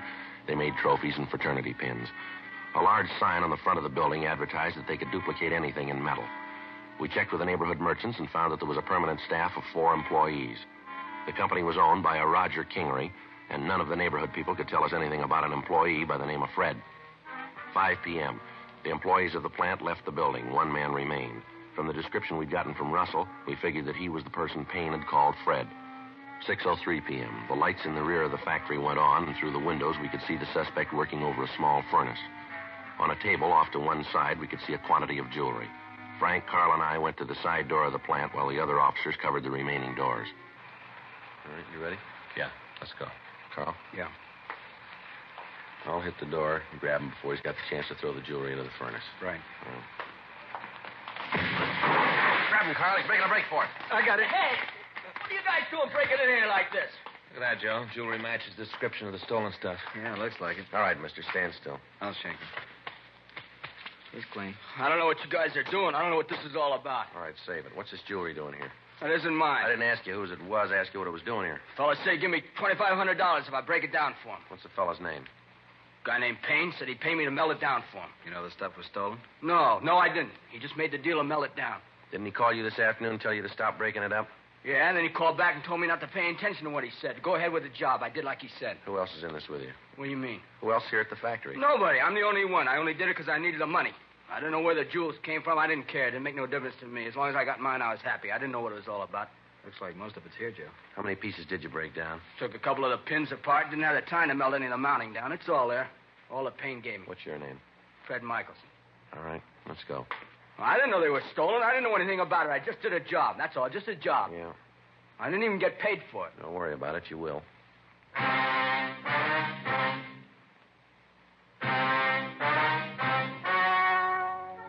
The story you have just heard is true. The names were changed to protect the innocent. On February 18th, trial was held in Department 89, Superior Court of the State of California, in and for the County of San Diego. In a moment, the results of that trial. And now, here is our star, Jack Webb.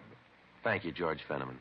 I want to thank all of you for your interest in Dragnet. Thanks very much for your letters. We really appreciate them, and we'll try to keep right on giving you the kind of a show that you like. I want to thank all of you, too, who have switched to Chesterfield.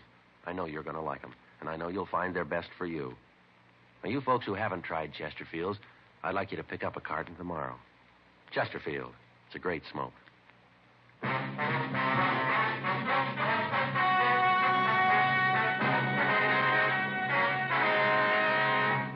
Virgil Nathan Russell, Peter Howard Ellis, and Albert Franklin Payne were tried and convicted of robbery in the first degree. They received sentence as prescribed by law.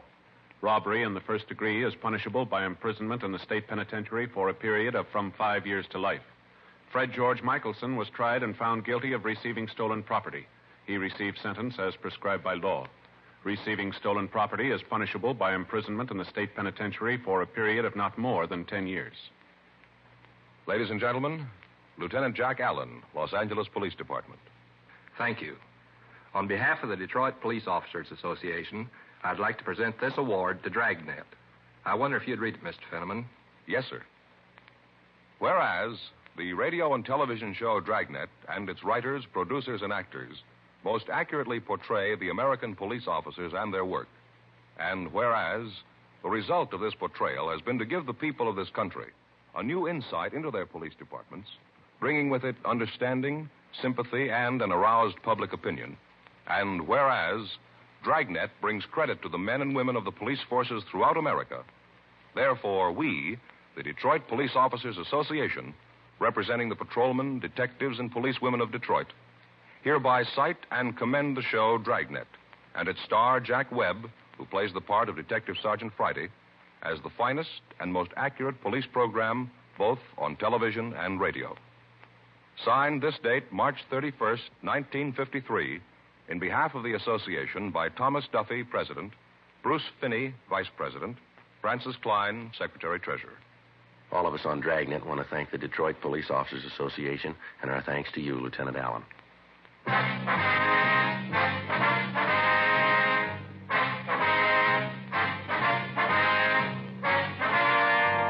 You have just heard Dragnet, a series of authentic cases from official files. Technical advice comes from the Office of Chief of Police W.H. Parker, Los Angeles Police Department. Technical advisors, Captain Jack Donahoe, Sergeant Marty Wynn, Sergeant Vance Brasher. Heard tonight were Ben Alexander, Eddie Firestone, Art Gilmore. Script by John Robinson. Music by Walter Schumann. Hal Gibney speaking. For a million laughs, tune in Chesterfield's Martin and Lewis show Tuesday on this same NBC station. And sound off for Chesterfield's. Either regular or king size, you'll find premium quality Chesterfields much milder. Chesterfield is best for you. Chesterfield has brought you Dragnet, transcribed from Los Angeles.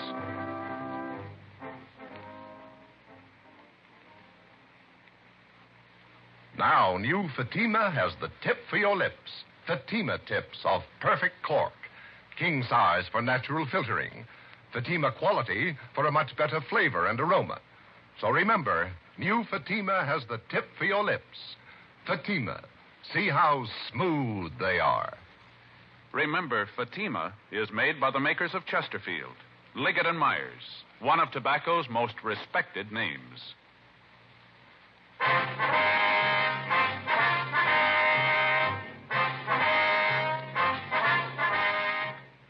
Tonight, it's Adventure with Barry Craig on NBC.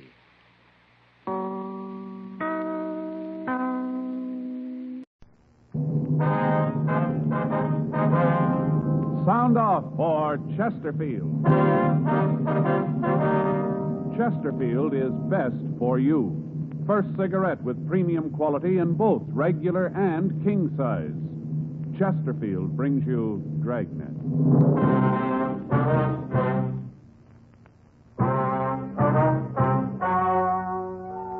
Ladies and gentlemen, the story you are about to hear is true.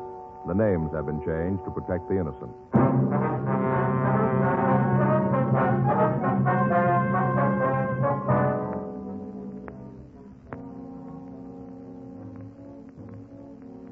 You're a detective sergeant. You're assigned a burglary detail. A wave of burglaries has broken out in your city. The thieves are fast. They're clever. Your job? Get them.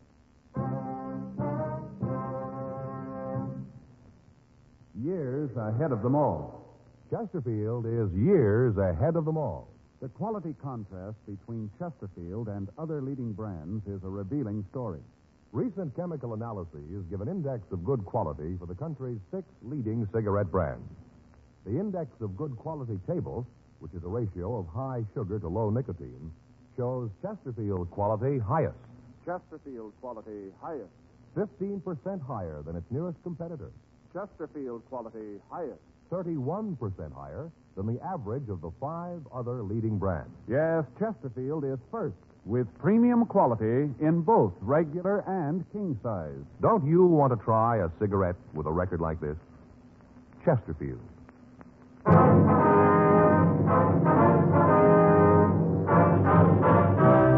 Dragnet, the documented drama of an actual crime. For the next 30 minutes, in cooperation with the Los Angeles Police Department, you will travel step by step on the side of the law through an actual case transcribed from official police files. From beginning to end, from crime to punishment, Dragnet is the story of your police force in action. It was Thursday, December 10th. It was cold in Los Angeles. We were working the day watch out of burglary detail. My partner's Frank Smith. The boss is Chief of Detectives Thad Brown. My name's Friday. We were on the way out from the office, and it was 10:14 a.m. when we got to the Armstrong Schneider Jewelry Company, the manager's office. Can I help you? Yes, ma'am. Police officers, we'd like to see Mr. Armstrong. Oh, yes. Just a minute. The police officers are here. Yes, sir, right away. Will you go right in, please? Thank you very much. Mr. Armstrong's office. Yes, sir. I'm sorry, but he's in a meeting. Won't you come in? Thank you very much. Thanks, sir. Mr. Armstrong? Yes. My partner, Frank Smith. My name's Friday. How do you do? Won't you sit down? Thank you very much. Would you like a cigarette? Yes, sir. Thank you. Thanks. I have a lighter. As you know, this firm is probably the foremost fine jewelry store on the coast. Yes, sir. I wonder if you'd tell us about the theft. Yes. Well, we discovered it this morning. About what time was that? Well, about 9:45. That's when we missed it. I guess the necklace was taken about 9. Must have been right after we opened. Could you give us a description of the piece, sir? Yes, I have it right here. Got it from the insurance records. Have a drawing of it. We always have that done on high-priced items. Mm-hmm. Here you are. Thank you. Mm-hmm. What value do you place on the necklace? It's insured for $8,000. The firm can't afford to take a loss like that. Could you tell us exactly how it was taken? Yes, I can. It was just after 9. We just opened the front doors of Shoppers Christmas, you know. Yes, sir. Well, this one couple came in, asked to see some of our more expensive necklaces. Henderson brought the tray out of the safe and showed the collection of the people. Henderson? Yes. He's the clerk who was waiting on the people. Oh. I gave him his notice. I had to. Looks to me like carelessness. I wonder if we could talk to him. Yes, all right. Thank you. Miss Courtney, would you have Henderson sent in here, please? Yes, right away. What? No, tell him I'll call later. That's right. Have him leave the number and I'll call back. Right, yes. He'll be right in. All right, thank you. How long has this Henderson been working here? I'd have to check the employment records to be sure. Offhand, I think it's been about 5 years. Ever since we opened at this location. We used to have a store downtown, then we moved out here. Mm-hmm. Where did he work before that? Well, let me see. I think it was someplace up north. San Francisco, I believe. Yes, he worked in a store up there. Had excellent references. He's a good salesman. But you gave him notice, huh? Well, I felt it was the only thing to do. If he's getting careless, he has no business working in a store that deals with expensive merchandise. Mm-hmm. Excuse me. Yes? Send him right in. What? No, please tell him to call later. No, I'm not into anyone. No one but Sharon. My wife. Yes, sir. Come in. You want to see me, Mr. Armstrong? Yes, come right in, Henderson. These are police officers, Mr. Friday and Mr. Smith. This is Charles Henderson. How are you? Hi. How are you? They'd like to ask you some questions about the theft. Yes, sir. Anything I can do to help? Could you give us a description of the couple you waited on? Yeah, I think so. The man was about 35, maybe 40. About how tall was he? Well, maybe 5'11". Might have been 6 feet. I'd say he weighed about 155 pounds, something like that. Uh-huh. How about his coloring, complexion? It was light. Looked like he'd been out in the sun, though. His nose was all sunburned. I noticed it because you don't often see people with sunburns like that this time of the year. You know, December. Mm-hmm. How was he dressed, you remember? Yeah, had a gray hat on, gray chalk-striped suit on, flannel blue shirt, maroon tie. Didn't see his shoes. He had on one of those new round collars, though. You know, rounded here on the collar point? Mm-hmm. Was he clean-shaven? No, he had a little mustache, one of those that looks like it's drawn on with an eyebrow pencil. Just a line, you know the kind. Uh-huh. How about the woman? What'd she look like? She's a small woman, not much more than 5'2", little, about 100 pounds. Real pretty. She had dark hair and blue eyes, very fair. I noticed it because I thought at the time that maybe she dyed her hair. Mm-hmm. Do you have any marks or scars you saw? No, I don't think so, no. How was she dressed? Well, she was a little too overdressed. Had a dress and a coat. Had a jewel clip here on her dress. She looked kind of flashy, cheap, you know. Oh, I see. Anything about the way they talked and the accent, anything like that? No, nothing I can remember. Would you remember if either one of them wore glasses, maybe? No. The man, though, he had a kind of funny way of talking. What do you mean? Well, he sounded sort of like one of those pitchmen on TV. You know, the kind that sells kitchen gadgets, things like that. Mm-hmm. Could you tell us what happened, what they said when they came in, how they took the jewels? Yes, they came in right after we opened, asked to see something in necklaces. Said they wanted to pay around $5,000. Mm-hmm. So I brought out the tray, but didn't find anything that they liked. And then I brought out the necklaces. Beautiful thing, $8,500. You know, Mr. Armstrong, the emerald-cut diamond with a small sapphire. Yes, I know the one. Beautiful thing. Excuse me, can I use that ashtray a minute? Yeah. Thank you. Wonder if you'd go on, please. Oh, sure. Well, I brought out the other tray and showed them the necklaces in it. They both looked for a long time. Then the woman said that she didn't think there was anything there she wanted. Mm-hmm. What was the matter? Didn't they care for our designs? No, it wasn't that, sir. They just didn't see anything they liked. So they moved back to the other tray. Then the woman said she'd found what she wanted. It was a small piece, 3 diamonds and 4 small rubies. Did they buy that? No, they said they wanted to think about it. They made a big thing about asking me if I thought that it would be sold before they could make up their minds. Mm-hmm. Well, I told them if they wanted to put a small deposit on it, we could hold it for them. Yeah. The man said he'd rather not do that. He said they'd know by this afternoon. At that time, there were several people in the store, Christmas shoppers, you know. Mm-hmm. Some of them were looking at a display of bracelets we had on the counter. I went over to them to see if there was anything I could do. You know, tell them that I'd get someone to wait on them. I understand. It's a foolish thing to do, I know that. I'm afraid it was. Yeah, I know now. Well, when I got back, the couple was leaving. They told me they'd be in this afternoon and let me know. Walked out of the store, and I stopped to help a gentleman that came in. When I turned back to the trays, I noticed the necklace in the more expensive tray was gone. Mm-hmm. Would you be able to give us positive identification of these people if you ever saw them again? Yes, I'm sure I would. Wonder if you can come downtown with us and look at some pictures, see if you can identify the thieves for us. Of course, if Mr. Armstrong has no objection. Not at all. You like me to come along, too? I don't think that'll be necessary right now. If there's anything we need, we can get in touch with you here, can we? Yes, right here at my home. I can give you that number. All right, fine. Okay. Here it is. Thank you, sir. Well, thanks very much. You ready to go? Yes, sir. I'll get my hat. Just a minute, Henderson. Yes, sir? As soon as you get through down there, come on back. Your job's waiting for you. All right, sir. I'd like to come back. Anything I can do to help, just let me know. All right, Mr. Armstrong. Not at all. I'll get my hat and meet you at the door. Right.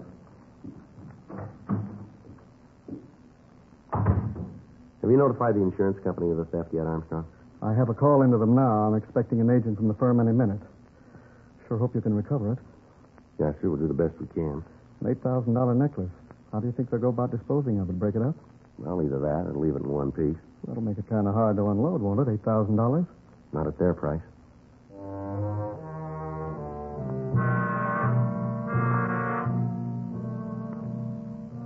10:37 a.m. We talked to the other people in the store. From them, we got verifying descriptions of the two thieves. 11:32 a.m. Frank and I took the clerk, Charles Henderson, down to the city hall and had him go through the mug books. We got out a local and an APB on the pair of thieves, and a description of the stolen necklace was prepared for the Daily Bulletin. The insurance company that underwrote the necklace got in touch with us and said that they were getting out printed circulars to jewelers throughout the country. The victim was unable to make an identification from the mug books. We had the M.O. of the theft run through the stats office, but when the possibles were checked out, we had no new leads. Further interrogation of the owners and employees of the stores in the immediate vicinity of Armstrong and Schneider failed to turn up anything new. The theft was not a new one. For the past 6 weeks, there'd been a series of burglaries taking place out on Wilshire Boulevard. Most of them had been exclusive women's stores or jewelry shops. To date, all of them had been articles of small individual value, none that approached the value of the necklace taken from Armstrong and Schneider. In an attempt to apprehend the thieves, all of the usual avenues of sale of stolen goods had been checked. None of the precautions apparently did any good. The theft continued. Another 2 weeks passed. In that time, the thieves hit 3 times, all in the same general area. The employees of the victimized stores were questioned. From the information we got from them, we could be certain that the suspects were the same ones we were after. On Tuesday, December 29th, Frank and I got back from checking a lead. Well, there's another one that went no place. Yeah. You want to check the book? Yeah, I'll get it.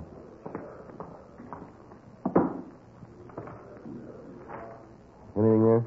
Yeah, there's a call here from Alex Olson. Olson? Yeah. Got a Dunkirk number. You know Olson? No, that name doesn't mean anything to me. Say what it's about? No, so just call him, because it's important. All right. Give me the number, huh? Yeah. Here you go. What is this, 190? Is that a 9? Yeah, I think so. Yeah, it's a 9. You don't make 9s very good. Lopey can't write. Can I speak to Alex? Oh, Alex Olson. Yeah. Yeah, that's right. The hotel. Yeah. Hello. This Olson? Yeah. This is Friday. Police department. You want me to call you?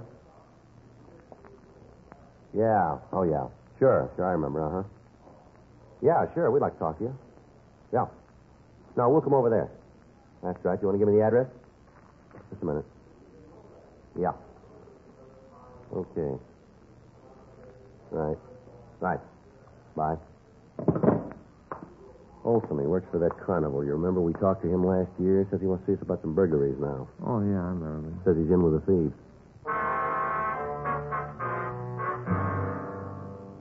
11:26 a.m. We drove out to the address Olson had given me on the phone. We talked to the desk clerk at the hotel. He said that Olson had just moved in and that during the time he'd been there, Olson hadn't talked much to any of the other people in the place. The clerk gave us his room number, and Frank and I went up to talk to him. Who is it? Joe Friday. Just a minute. All right, come on in. Thanks. All right. Olson, this is my partner, Frank Smith. Oh, hello. Yeah, I remember you. Sit down. Thanks. You want a drink? No, thanks. Oh, I gotta have one. What was it you want to talk to us about, Olson?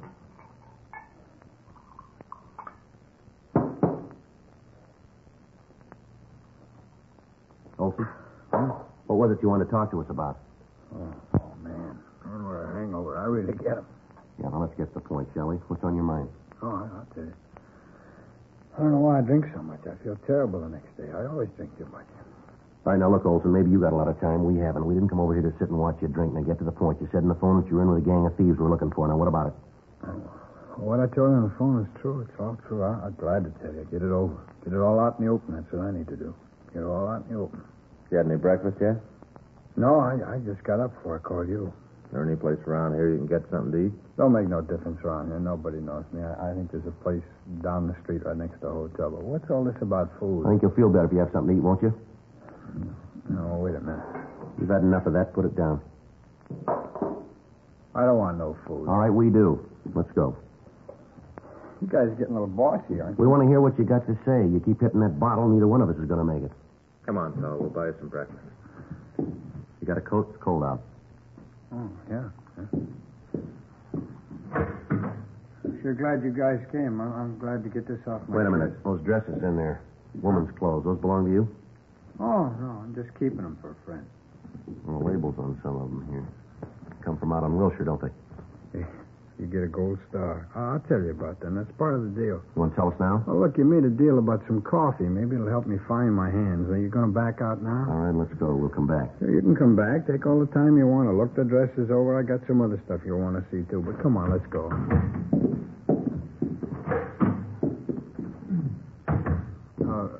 Let's walk down now. Let's not take the elevator. It's too noisy. Murder. All right. What's this other stuff you wanted to show us, Olson? The jewelry. I got some of it in the dressers. Cheap stuff. Nothing worth anything. It's cheap. Where'd you get the clothes and jewelry? All Red asked me to keep him for him. Who? Well, he's the guy you want. He's the one that's engineering the theft. He's the one. The real crumb. Big man. He's the one you want. I'd like to see you get it. How many other people working with him? 3 others. You know who they are? Sure. I know the whole story, start to finish. I know the whole thing. I'll tell you. I'll tell you all about it. Let's go out the side way. All right. Now, where's this coffee shop? Wait a minute. You sure you wouldn't like a belt? No, and neither do you. Now, let's go. Okay, you're calling it. Restaurant's right down here, just a couple of doors. You know where this Red is? Yeah, I'll tell you. He's the one you want. How about the woman who works with him? Oh, that's May. Red's not the guy who goes into the stores, though. The fellow that works that part of the operation is his brother-in-law, a guy named Hank. What was her name? May. Was May. Is she the woman in the team? Yeah. Red wouldn't trust anybody else. Not him. He's a big man, you know. You don't believe it, you just ask Red. He'll tell you. Big man, big bum. This the place? Yeah. You positive? No, I guess you wouldn't.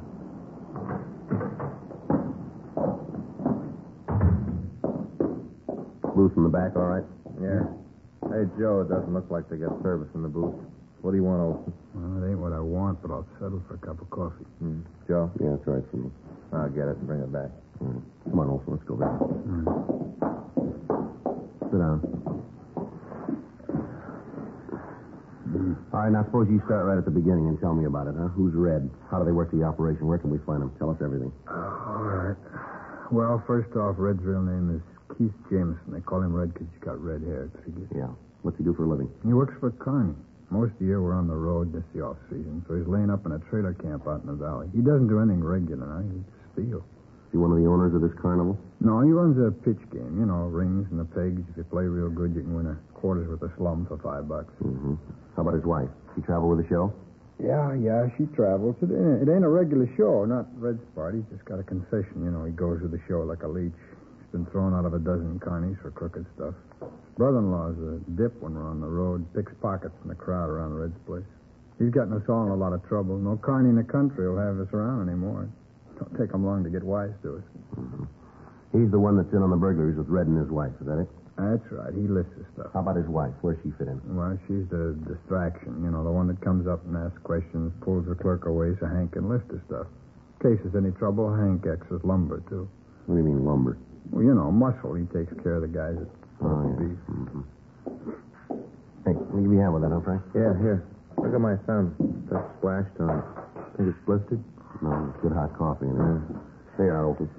Oh, thanks. Come on, pass the sugar, would you? Yeah, here you are. Where do you fit into this, Olson? No place, really. I'm just along for the ride. I think Red figures sometime the axe is going to fall and he wants my head under it. I usually hold on to the stolen stuff until Red finds a buyer. Does he use a fence? No, he pushes his stuff himself. He usually works on a tip. You know, if somebody wants to buy a piece of merchandise, Red meets him, sets up a deal. Uh-huh. You willing to cooperate with us all along the line on this thing? Sure, I'll go along with you. You know where the necklace is that they lifted a couple of weeks ago? Yeah, Red's got it. He's looking for a buyer now. You think you can set up a meet for us? Yeah, if you thought you wanted to buy the piece, it could be done. Can you set up the meet? Sure. I want to see you get him. Tell me something. How are you going to come out on this if we pick up Red and the others? What do you want out of it?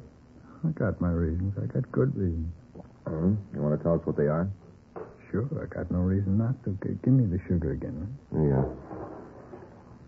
You see, Red figures he's going to make a sideshow character out of me next season. I'm not going to go that route. Yeah? What do you mean? Oh, you know, the wild man from Borneo sit in a pit all day and yell at the customers. Pitch like that always draws a big crowd. Red figures it'll be good for picking pockets. Yeah. You ought to know by now Red's out of his mind. Yeah. Wild man from Borneo. Even the leopard skin won't help. Look at me. I only weigh 105 pounds.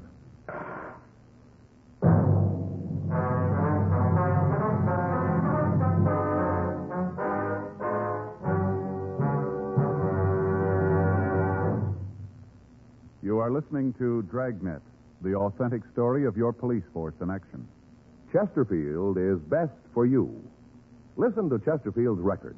For a full year and 2 months, a doctor has been making regular examinations of a group of Chesterfield smokers, and he reports no adverse effects to the nose, throat, and sinuses from smoking Chesterfield. Don't you want to try a cigarette with a record like this? Chesterfield. First with premium quality in both regular and king size. Chesterfield. First choice with Young America. And that's from a survey of 274 colleges and universities. Try Chesterfields today. Remember, Chesterfield is America's best cigarette buy.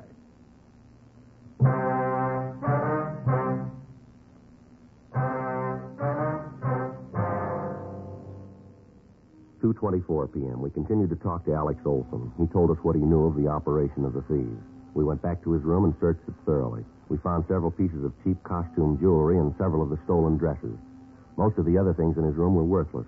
As far as we knew, had not been stolen. We took him down to the city hall and had him checked through R&I. He had an arrest record showing several arrests for being drunk in a public place. We checked the name Keith Red Jameson through the files. There was no record on him. There was no record in the moniker file either. Jameson's brother-in-law and the two women were also checked out, but we found no previous criminal record for either of them. Communications were gotten off to Washington to check the possibility that the suspects might have records in other states. 4:40 p.m. We met in Captain Wisdom's office. Olson told us that he'd arrange a meeting for us with Red. While we listened on an extension phone, he called the suspect, told him that he had a buyer for the necklace. A meet was set up for the following morning at the entrance to Alvera Street. Red said that he'd have the necklace with him at the time. 5:37 p.m. Frank, Olson, and I drove out to the trailer camp in the valley. We checked the trailer that Red lived in and also the one his brother-in-law had. We got a good look at the car Red would drive to the meet, and then we arranged for a stake out on the trailer park. 8:23 p.m. The three of us drove back down to the city hall. You ain't going to try and take him at the meet, are you? We hadn't got around to that yet. Why? Well, you do, and it's going to point straight at me. You ain't going to put him away forever, you know. He's going to get out, and he's going to draw a straight line to me. I don't want that. I got to be protected. We'll take care of you. Don't worry about it. Oh, big deal. You'll take care of me. Well, how? That's what I want to know. How you going to do it? We'll get him before he gets to the meet. Here you go in here. Look, tell me, how you going to work it? We'll come up with a way. You ain't going to get near him in plain clothes. I'll tell you that right now. He'll spot you a mile away. Comes to cops, he's got eyes in the back of his head. You can't get anywhere near him in those clothes. Don't worry, we won't. He'll be picked up for something else. We'll find the necklace on him if he's got it, and you'll never know that's what we're after. Well, how you going to work it? How? We'll be in uniform in a traffic car coming in from the valley. That might work, huh, Frank? Yeah, I think so. Bound to make a mistake. When he does, we'll be there. Yeah, that'd do it. That, never. Yeah, it ought to work. Yeah, that'll work good. Yeah. You guys wouldn't like No, we wouldn't. No booze. Okay. I just noticed the bar across the street. I thought maybe you guys would like to stop there. I'd feel a little better about this if I had a drink. Just a little one. Come on now, Bart. Huh? Sorry, Alex. We got to take you over to the main jail. You got a what? For the time being, we got to hold you. Well, now, wait. It ain't the jail that bothers me, not being in jail. It's just that I hear it's pretty rough to get a drink over at the Gray Bar Hotel. You know, that's the only thing that bothers me. There's no room service there. Yeah, well, it'll all work out for you. Well, I don't know. Since I got mixed up in this thing, seems like I got no choice in anything. It don't seem fair. I got no choice. DA's office will know what you did. It'll be marked down that way. Oh, I got no beef with you guys. You better take it easy with Red, though. Is that right? Yeah, he's got a gun.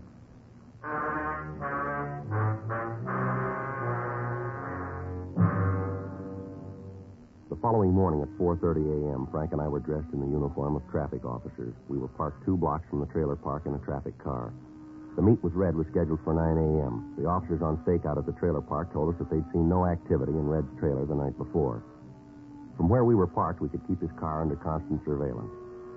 At 7:45 a.m., we saw the suspect and his wife come out of the trailer and get into the car. We followed them over to Ventura Boulevard, and from there down Coalinga Pass. We kept far enough behind them so that they'd have less chance of knowing that they were being followed. They turned by the freeway construction point and continued on down Cahuenga Boulevard. When they got to the corner of Yucca and Cahuenga, they made a mistake.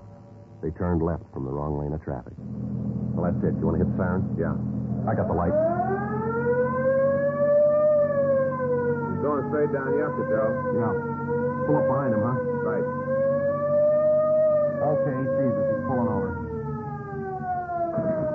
I'll cover the other side. Watch yourself. Right. What's wrong, officer? I didn't do anything. See your operator's license, please? Sure, it's in my pocket. I'll get it. You want to get out of the car, please? Well, I don't have to get out to show you my driver's I'd like to license. have you get out of the car. Don't argue with him, Red. Do what he says. What's all this about, anyway? What do you stop me for? You made an illegal left turn back there at Cahuenga. Illegal? Oh, you got the wrong guy. See that guy in front of me? He jumped the light something awful. He's the guy you ought to be after. He's the one, not me. All right, move over to the car. What? Over by the car. Now put your hands up there. No, against the car. I don't know what you mean. Now come off it, Jameson. You know what we meet. All right, Jameson, on your feet. What are you doing? You got no right to beat him up like that. Big thing for making a left turn. What are you guys trying to prove? Just wait until the papers get this. We got friends, you know. All right, big lady, friends. take it easy. I won't take it easy.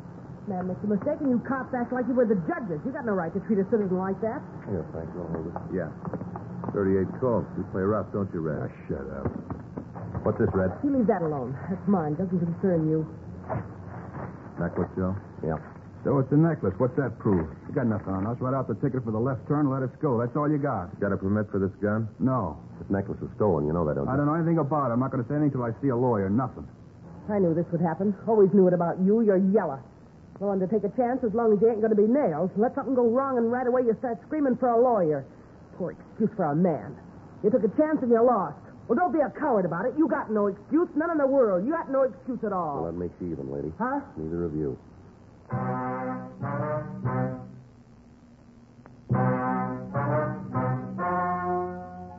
The story you have just heard is true. The names were changed to protect the innocent. On April 15th, trial was held in Department 87, Superior Court of the State of California, in and for the County of Los Angeles. In a moment, the results of that trial. Now, here is our star, Jack Webb. Thank you, George Fenneman. I sure hope you were listening real close to what George Fenneman had to say tonight, because it proves what I always tell you. You can't beat the premium quality you get in Chesterfield, regular or king size. I'd like you to try Chesterfields. They're much milder, and they have a wonderful taste.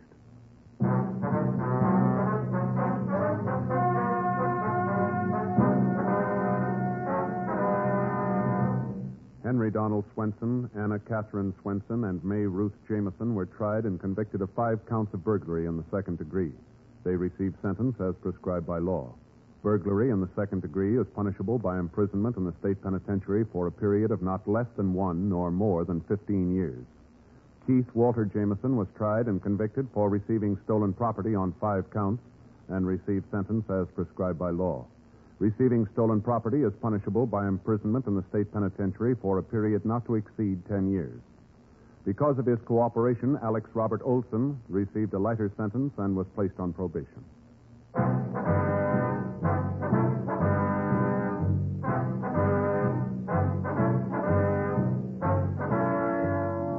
You have just heard Dragnet, a series of authentic cases from official files.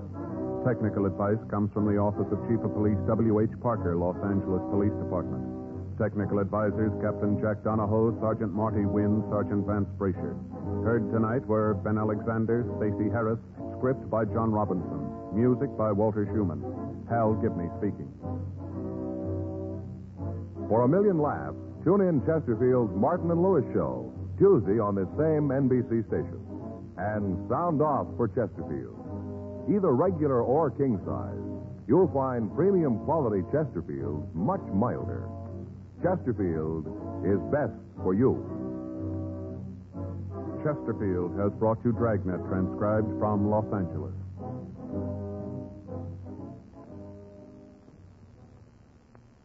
Now, new Fatima has the tip for your lips. Fatima tips of perfect cork. King size for natural filtering. Fatima quality for a much better flavor and aroma. So remember, new Fatima has the tip for your lips. Fatima. See how smooth they are. Remember, Fatima is made by the makers of Chesterfield, Liggett and Myers, one of tobacco's most respected names.